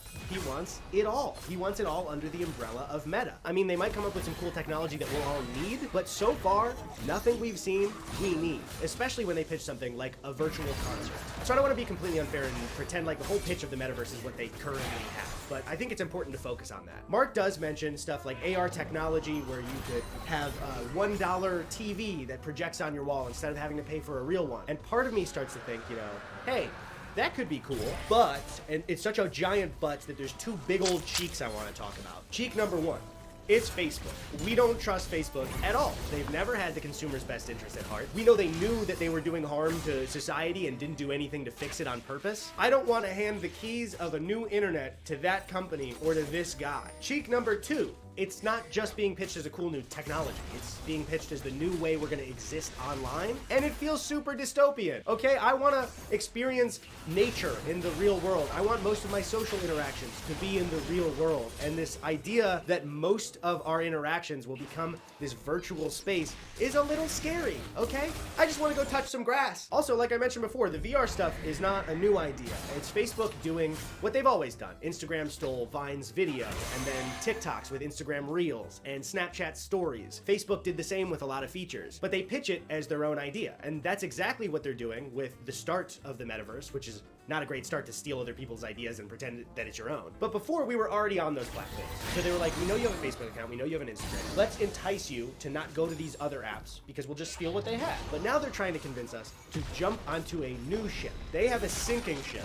and they've used funds and wood from the sinking ship to make a new ship that they're not sure floats, and they're asking us to jump to it with them. And I don't exactly want to do that, especially when I know that they suck. And I think that's the sentiment of most people. And I think most people just don't think it's that revolutionary of an idea, and they also don't think it's worth trusting Facebook for because it's not that revolutionary yet. There's also one giant elephant in the room that I haven't really addressed this video, but I need to say how I feel about it or I won't feel good about posting this video. And yeah, I'm gonna talk about NFTs for a second. Before you comment that I don't know what I'm talking about, maybe, sure, I'm your average person, but I've done my best to try and observe the NFT stuff for the last couple of months. I'm not saying that blockchain technology has no use in the future, but this NFT stuff, especially with the metaverse, doesn't make any sense. One of the ideas we were shown earlier is if you're at an after party, a digital after party for a John Baptiste concert, you could buy NFT hats and hoodies.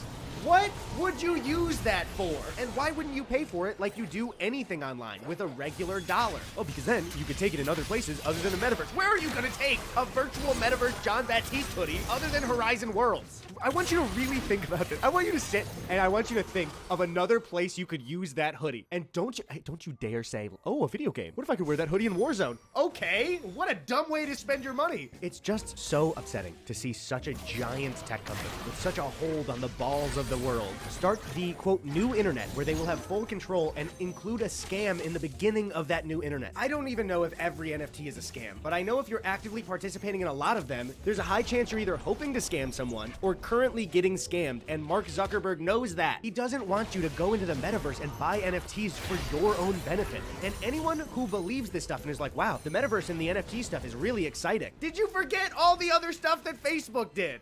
Am I living in a bizarro world? It's like they watched The Social Network but turned it off right when Mark started being an asshole, which was like 2 minutes in. God, this stuff makes me want to walk up to Mark Zuckerberg, grab a VR headset off his face, and Andrew Garfield that shit into a desk. Sorry, my Prada's at the cleaners, along with my NFT John Baptiste hoodie and my fuck you flip-flops.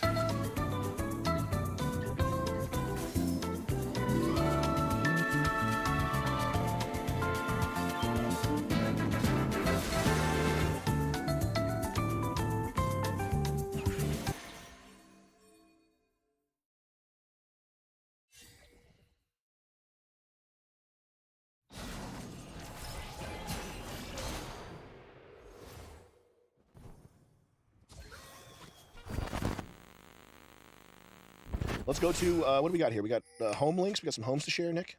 Yes, so I thought this would be kind of fun. So, you want to talk about you house hunting? Oh yeah, these are the three I had bookmarked. Did you get some Jake? I got these from Jake. These are the three I was looking at.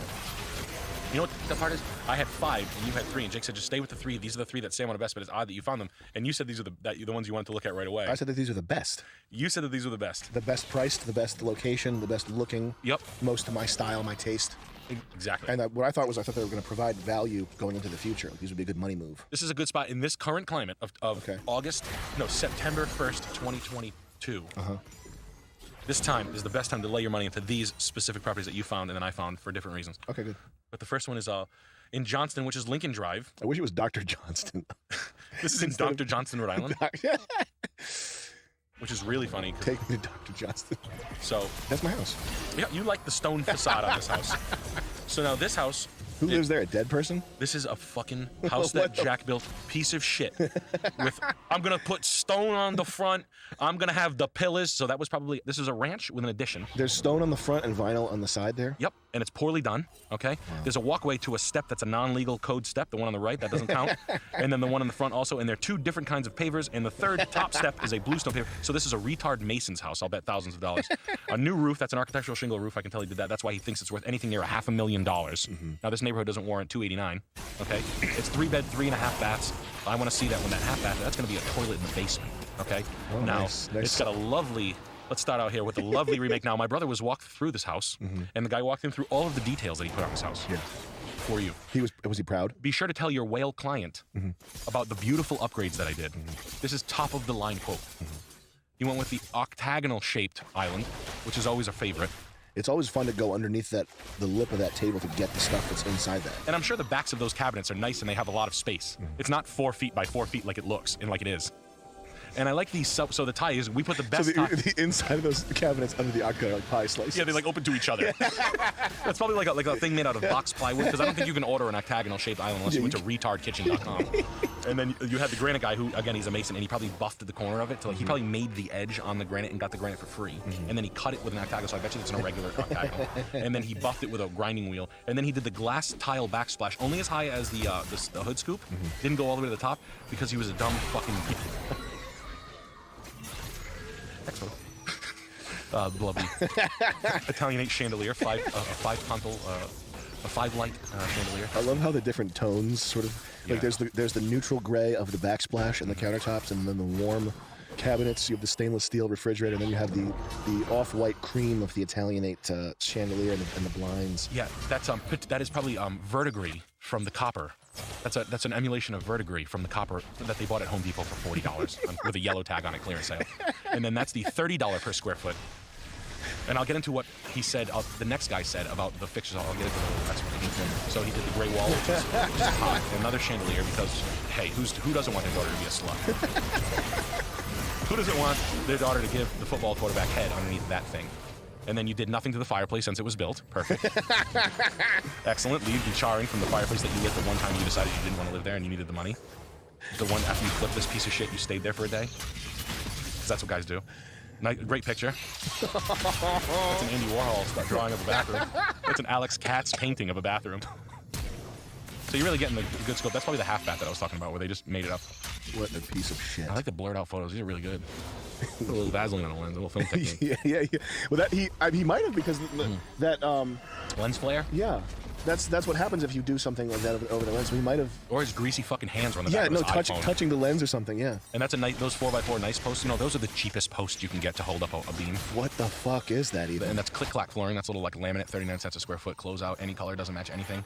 Oh, you put put California closet guts in. That's actually expensive. That's probably like $2,500. That's for a slut girlfriend. You had to shut her up. As long as I have my closet. That's what she said. Yeah. That's how that showed up. Damn, man, the way you talk about homes is like pinpoint.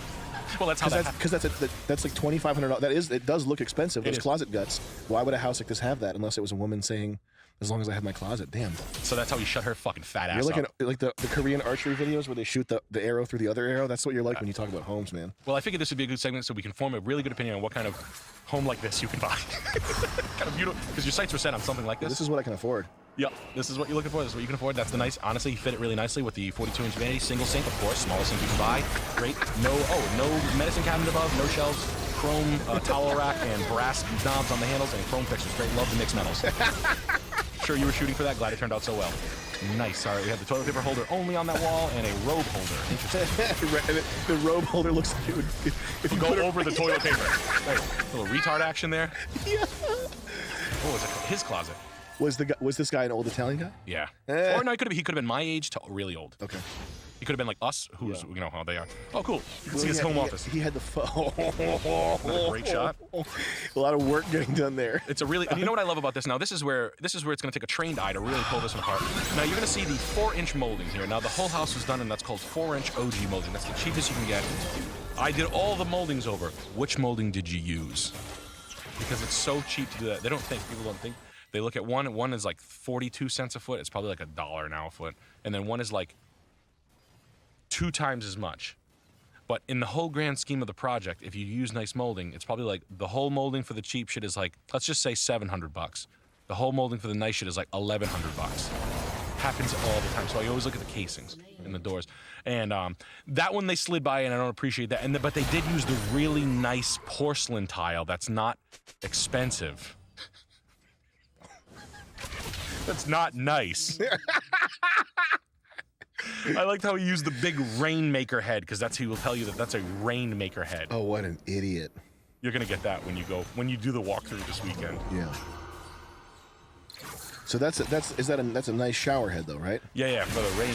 So it's like the shittiest. Is that actually a nice shower head? No, but I think that you're trying to emulate like the rain feel. Yeah. So people like will try to take any shithole shower. You could be in like the fucking houses that we stayed at in fucking like Dallas. Yeah. And then put like the nicest like QVC shower head on. Nice. Yeah. That's what that is. Oh baby. You got the nice bed, that nice rock maple bedroom set, which is totally embarrassing. That is hideous. Junk furniture for your child that you don't care about in that Florida house. Oh, that's a basement bedroom because there's stairs going upstairs. Interesting. Very nice. A tile floor in the basement for a bedroom. Very nice. That's horrifying. Oh, great. You went with oh no, that's a 6 by 6 inch square white porcelain tile. I don't know if they make a cheaper tile. I don't know if they make one. It's prison tile. Like, prisons wouldn't put that in. Because prisoners would, like, hit it with their hands and, like, make a fucking... Yeah. A shank out of it. A nice tile to fucking throw up in when you realize you don't know what you're doing. Every room has a different tile. Yeah. It was close. So tile, you can buy, like, $87. I got the whole bathroom tile. Honey, I went out. I got the tile for the bathroom. What'd you get? I got a tan one. It's going to look good. And then they went to Lowe's. They saw another deal. Tile's cheap. You're not buying a lot of it. You're buying, like, 12 square feet. It's 100 square feet. It could be $300 for a nice floor. Nice, actually, that's a nice stone foundation. Again, we went with the double octagonal. He must have got a two-for deal on the octagonal island. That's unfucking. That's unfucking believable. God. You got drop ceiling. He's asking $500,000 for this house. This real talk in this house. Market shits out. Even if it pulls back a cent. This house is $285. But drop ceiling, which everybody loves. Would it even be $285 for this house? No, but it's got that whatever that view right there would put someone over the top. Nice, all good. You went with the open, exposed HVAC ductwork in the laundry room. I like that. But you did do the rectangular floor tiles, so that was a good deal you got in the laundry room. Some previous tenant was doing it. Fall River place. Oh, that is nice there though. Okay. That's why that's the money shot, as he called it. And honestly, overall beautiful architecture. Now that structure to the left, is that part of it? Yeah. So that was a. Is there more pictures? I think they call that a house that Jack built. That's the term that we like to use. What does that mean? That's like I had a house. I just kept on going and building. It looked like black shit on it. Look at a big addition I put on it. He had like a framer friend. He's got plenty of kitty litter. Is that fucking junk bike? That he thought it looked good. He brought that there for photos. Trust me. Oh, I see. This is the other structure here. That's the garage attic. Yeah. I hope to God it is.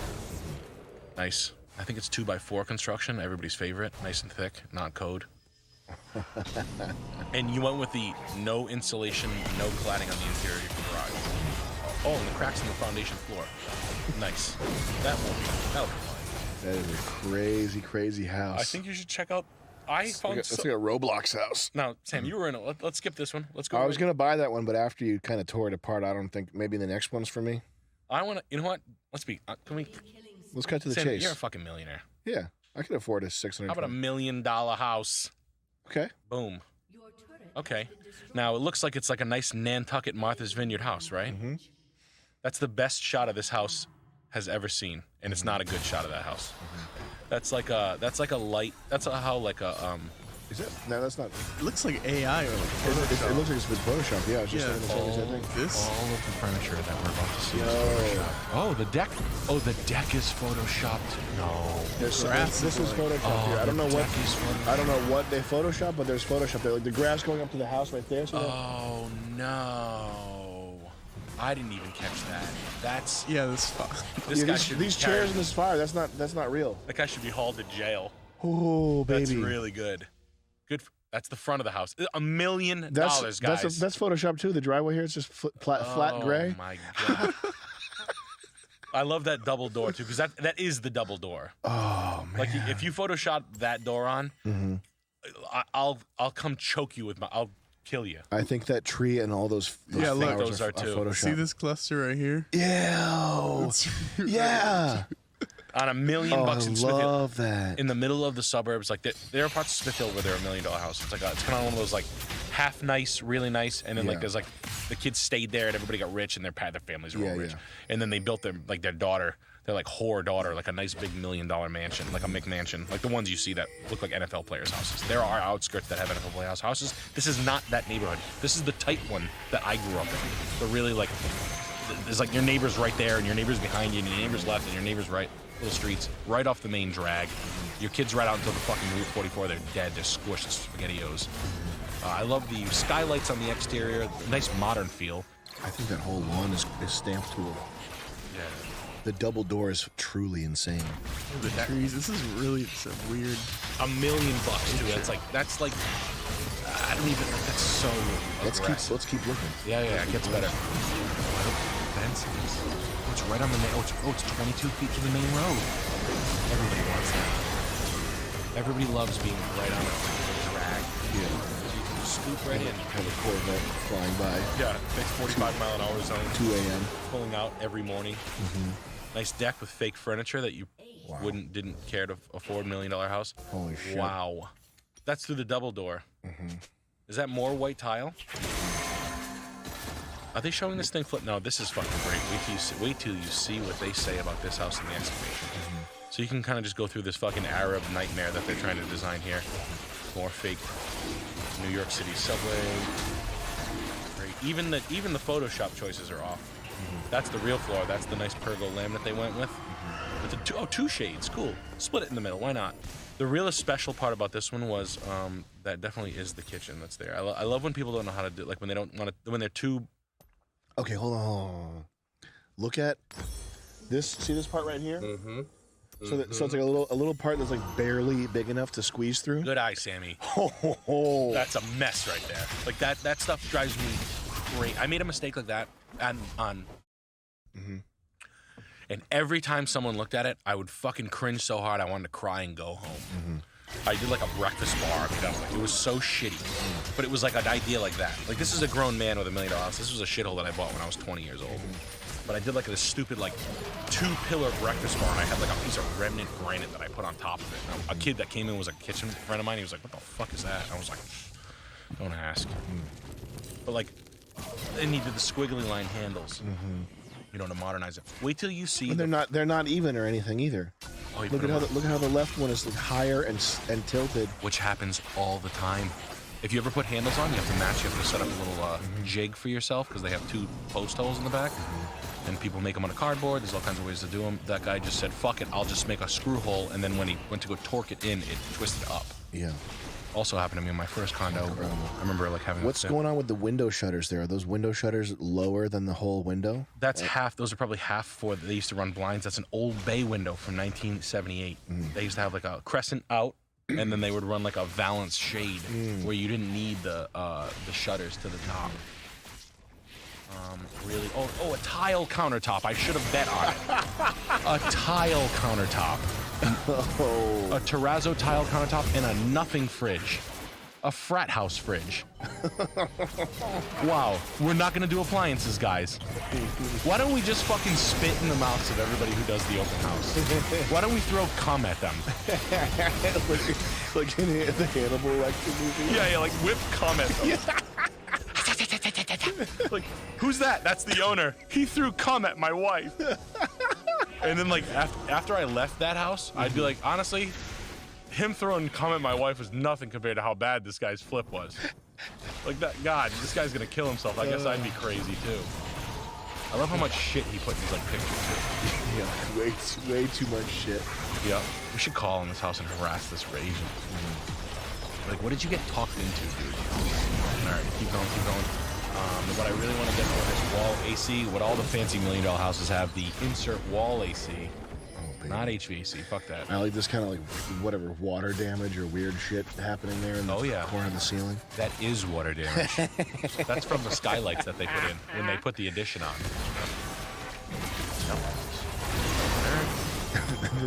Oh, it's an in-law. That's what they tried to sell it. The contrast between the and the one up there, go up one between the yellow steps and the sort of reddish floor. That's very nice too. Yeah, that's nice. Let's go with all the woods. All the woods, all the tiles. Every wood that we could have. Whatever we can get a good deal on. So this guy, they will walk you over to this. This is what I'm talking about. You'll get walked over by this fucking game. Be like, we did all the flaws, best of the best. This is worst of the worst. The fact that you're saying this is the best, you're so out of your fucking mind. Nobody's. Do you believe yourself when you say this? When you go to Home Depot, it's this simple. They literally say good, better, best. When you pick out floors, good, better, best. All of this stuff is good. When you get walked to a better, they're telling you it's the best. No matter what, it's the best. Now, mind you, you're in Home Depot picking out finishes, so automatically you're a piece of. I don't want to get into it. You're not close to the best. You're not a developer. You're saying the word the best. Let's bring a builder in here, and you're asking $1 million. We don't have $1 million house around. That's a very rare bird. Inland, no one's $1 million. It's like a very boastful, very rare. You have to have something like acreage or square footage or something. Oh, cool. A nail salon that doesn't exist upstairs. I love the break collars too. They whited out or photoshopped because those heating elements right there, there's a gap between them, and they put a square to make them look like a nice continuous line. Actually, more impressive Photoshop detail. Like the fact that they caught that. Yeah. I love the white built-ins that aren't there that should be there. Yeah. We should go to this house. This is the house that we should have wrecked for that sketch. That's beautiful down there. Oh, that looks good behind the toilet. What happened downstairs? Where's that in Queens? Is that? Where's Argov, the guy who's selling this house? In Queens. Oh, that's a nice dream. Wow. Could we go check this house out and just film it and put it? It's pretty good. We should. Yeah, we could. We totally could.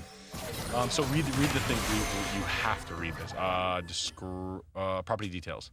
Here you go, buddy. House with special features in heart of prestigious Greenville, ready to move in. Multifunctional, centrally located, unique colonial house for sale. Cash offer or Bitcoin are preferred. This is a mansion. It meets the definition of American standards for a mansion or a modern chateau. Not capitalized, next word of the sentence. Upscale New England style house with amenities. 5,000 square feet, single family, 7 bedrooms, 5.5 baths, 2 full kitchens and kitchenettes. It has readily 5 separate independent apartments units with 5 independent entrances to rent. Permit required. Ideal for home office, live and work, extended multi-generation households. For bed and breakfast hotel. He's drawing up what he could do with this. This is delusion. You don't even have to finish it. Big dreamer. This is a mansion was the one. I've never read that in my ever. This is a mansion. Is this like a fake thing? This is a guy. This is a Sam Hyde fan from who's a real estate agent. Yeah. He was like, oh, he wants to do the Candyman, huh? Well, I'm gonna do the T group. Can we look up? Yeah, we should. You know what? Let's just call. Let's look up. Let's see what this hot shot's got. It's gonna look like Lois Einhorn. It's like a link to a MySpace page that like shouldn't exist anymore. He's got like a brain injury. You can see it. Mm-hmm. He's got like a big car accident scar right down his face and like a half of a cleft palate. Oh my god. it's that guy. I He's got no shirt on. I wish it was. Hey, that what's guy. up, fuckface?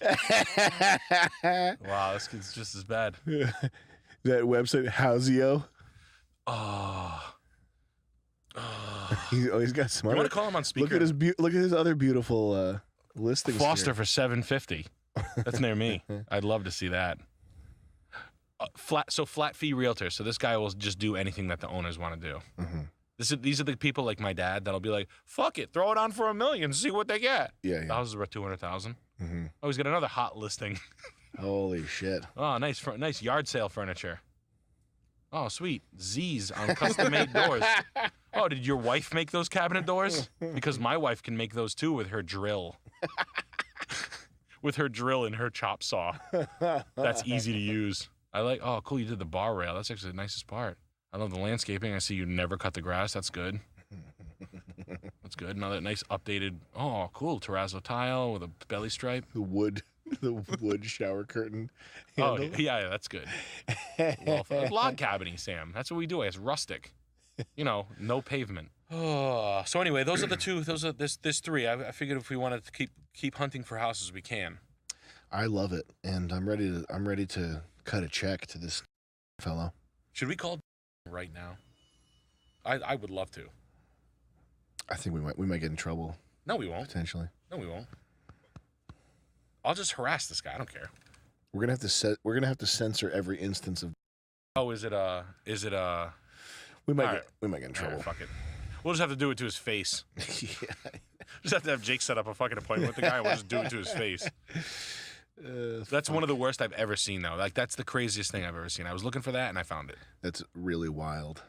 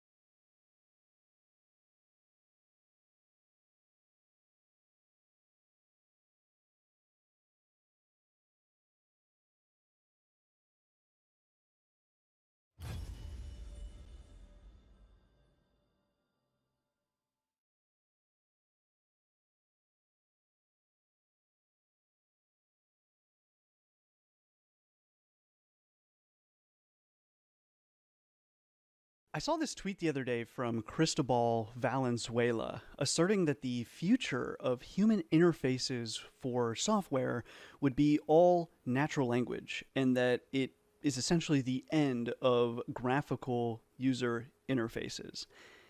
It's such a simple tweet, but it really got me thinking about a lot of things because it's clear to me that many things will change when it comes to our interactions with software, and that this change will definitely come from AI-based UIs. And of course, natural language-based UIs are and would continue to be AI-based. But we've also seen a lot of attempts at these like totally natural language user interfaces. We have things like Siri, Google, Alexa, and then we also have like web apps that attempt to do away with things like the navigation bar in exchange for purely natural language UI. Now, at least in my experience, especially for the latter, they're just not good. They're cool and unique and nifty and all that, but they are not better, faster to use, and really not even necessarily more intuitive. It's possible this is just a function of people coming to grips with how to work with new technologies like this and how to like develop software, and like UI is a very advanced and mature field, and figuring out how to change that to be natural language, it will definitely just take time.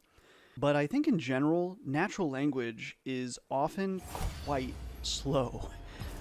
One of the first replies that I think I agreed with, at least initially here, was from Rasmus, referencing things like driving cars with voice controls versus manual input through the steering wheel, for example, or gas pedals and all that. But with further thought, he's not wrong about the actual physical driving of cars, and yet with the car example, he kind of is wrong. We're looking at this through the lens of interacting with machinery and software that was built to be manually interacted with. Yes, a car was built initially to be manually controlled by humans. So, of course, thinking of this example where you might be steering a car with verbal commands seems very odd, and likely that, natural language won't be the interface for cars. But I think cars are a really great and obvious example, because eventually you almost certainly will not be driving your car. AI will be, physically and metaphorically. So your interaction with your car, your interface in this scenario, would be far more high level and managerial. You're going to hop in and say, take me to destination X. You won't be doing the steering. In this way, I think it's very clear natural language UI is a very likely candidate for the future UI of cars.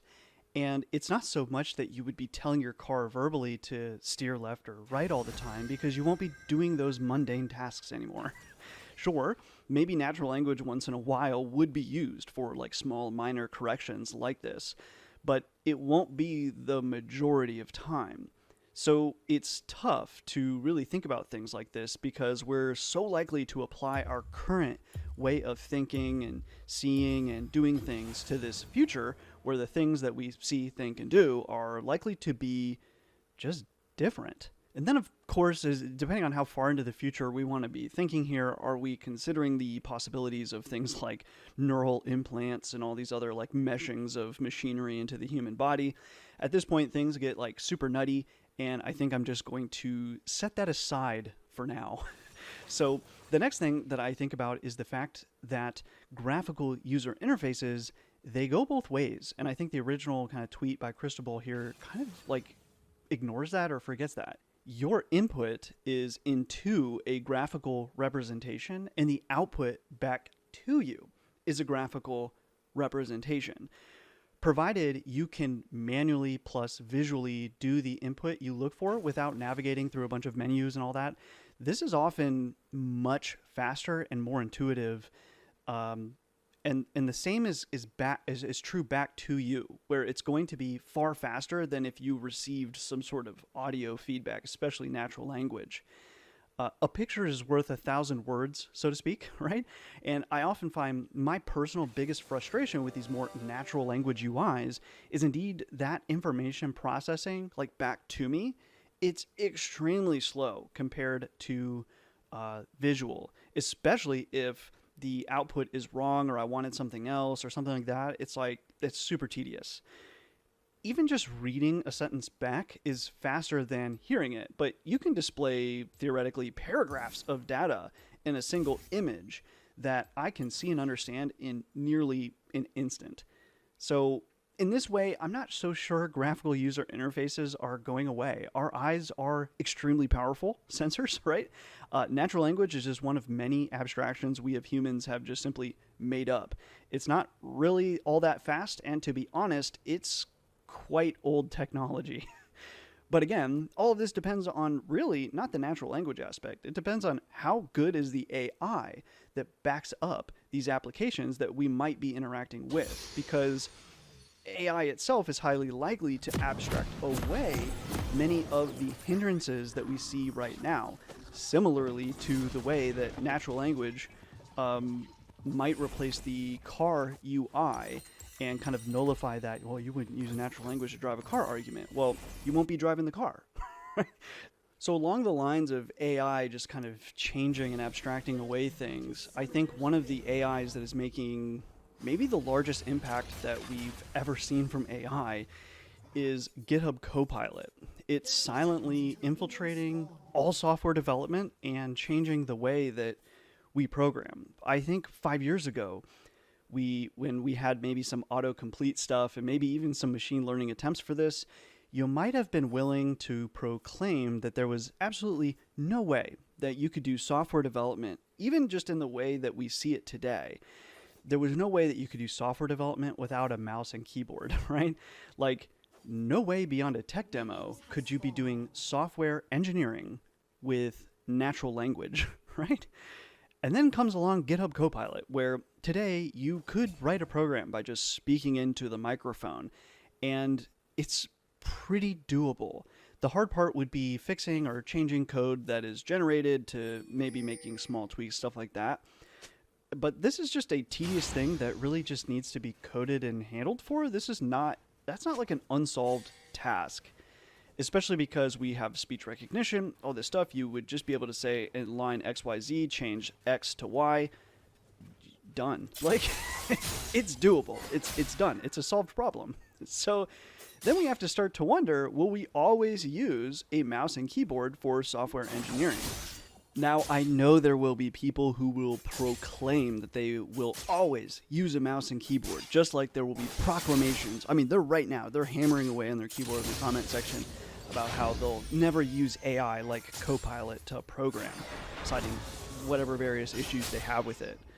Unfortunately, though, you're only here for a short time, and times change. Will the next generations be using mouse and keyboard? What about the ones after that? I think I'll at least be alive to see software engineering primarily shift away from using mouse and keyboard and kind of see the mouse and keyboard really become relics of the past, like a typewriter or something.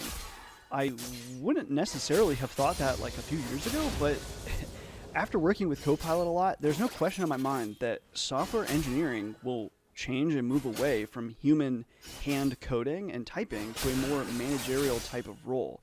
Really no different than the transition that we're seeing with cars, and arguably that we've already seen with programming, right? It's not really that much different from how has programming changed from, say, assembly to maybe C++ to Python, right?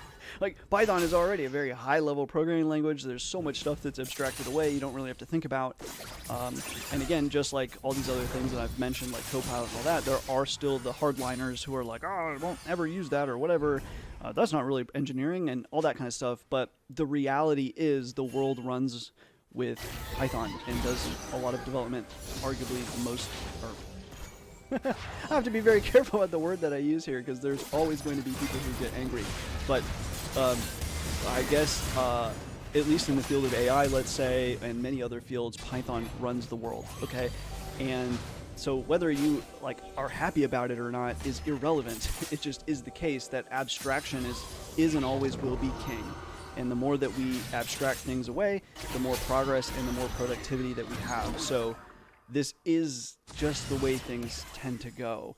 And the other thing is GitHub Copilot. I mean, it's really like it's one of the first, if not the first. There were others like for kind of like machine learning based autocomplete, and sometimes they would do multiple lines. But I kind of get the sense that the multiple lines that they were doing was more logic based than AI based. I think GitHub Copilot likely is the first true, large language model, deep learning, autocomplete / AI pair programmer. I think this is the first.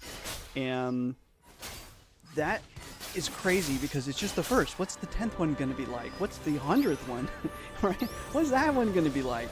And again, I kind of see GitHub Copilot, for example, having a harder time than maybe some of the ones of the future because Copilot has to interact within, yes, this like user interface that is quite literally a text editor where people type into the text editor and all that. So it has to work around those constraints. But I think that this is the easing into a new transition, a new way of doing software engineering. So getting back to the question about natural language UIs replacing graphical ones, it's kind of possible given the advancement of AI. I'm not sure it's the advancement of natural language processing technologies, though that will definitely power that transition, but it's really just the advancement of AI in general. And it's not that you'll use natural language necessarily to navigate manual-based UIs. It'll be natural language to navigate those AI-based UIs. So the UI itself won't really be the same as the ones that you necessarily use today. And many of the interactions that you have today that you're thinking to yourself, well, how would I do that with, I wouldn't want to do that with natural language. Those will just be abstracted away, as has often been the case over time with technology and humans' use of that technology. Things have just constantly been abstracted away, similar to the argument I just made about like programming. this is how productivity and advancement works. We build on top of things. So anyway, it's been a fun thought experiment because, like I said in the beginning, it was such a simple tweet, and I'm not really sure I fully agree with it or agree with, because I guess like the aim is wrong or something, where it's not about natural language UI, and it's not about the going away of a graphical UI. It is just simply the future is a far more intuitive UI, most likely, or even maybe this notion of like a static UI where maybe the navigation menu is always the same or something like that. I think that's going away. But will all UI be natural language based? I don't know, and I definitely think the interface back to you is still largely going to be graphical, but it's definitely been a fun thought experiment either way. I certainly don't personally have all the answers, and I am curious what you think, even if you think, I don't know, Python sucks or whatever. I also think it's just fun to think about how much has changed in the last few years, last year, or even just like the last month. Like when it comes to AI and what I'm thinking is going to be possible in the coming future. Every single week, it seems like there is a new release, a new update, and we don't have enough time to even consider the impacts and utility of those updates before, guess what? There's another release, another world-changing, massively powerful technology yet to be leveraged in any way, and it just kind of comes out, and then people sort of talk about it and move on, and it really is a crazy time to be in this field and to be alive, like watching these things happen. Like large language models were massively powerful and cool when they came out, and kind of were largely, arguably, other than maybe their size, unchanged up to the point of GitHub Copilot. But there was like all this kind of dissent about whether or not these models really had any use at all. But working with them and like using them, it was so clear this is a massively powerful technology. Do I know how to use it and apply it today to a thing right now, given the current perspective and lens that I view the world from? No, I don't immediately, but I can clearly see this is unbelievably powerful technology. And it's hard to see how are we actually going to utilize this. And then years later, after the large language model, we have GitHub Copilot, and it's just so obviously and unquestionably a massive productivity amplification and a great application of a large language model. And again, I know that some of you, maybe even many of you, as you clutch your mechanical keyboards, will complain that you'll never leave and you could never leave behind the tried and true, and that you'd never associate yourself with blasphemy like a Copilot. But I think the field in general will leave that notion behind. It's almost a guarantee, because again, we favor productivity and like advancement, and I think as you abstract away, it's just so much easier to be productive and advance. I can't even imagine like all of the projects that I've ever done, if I had to do them even just, a rung down into like C++, I would never be where I am today. And so it's like that abstraction, and to be clear, I understand like Python is built on top of C++, and C++ powers Python. But that just further bolsters the point that that's why abstraction is so powerful, right? So I'm not really sure that's a valid argument against, abstraction or the power. It's not like we're leaving old technology behind. We build on top.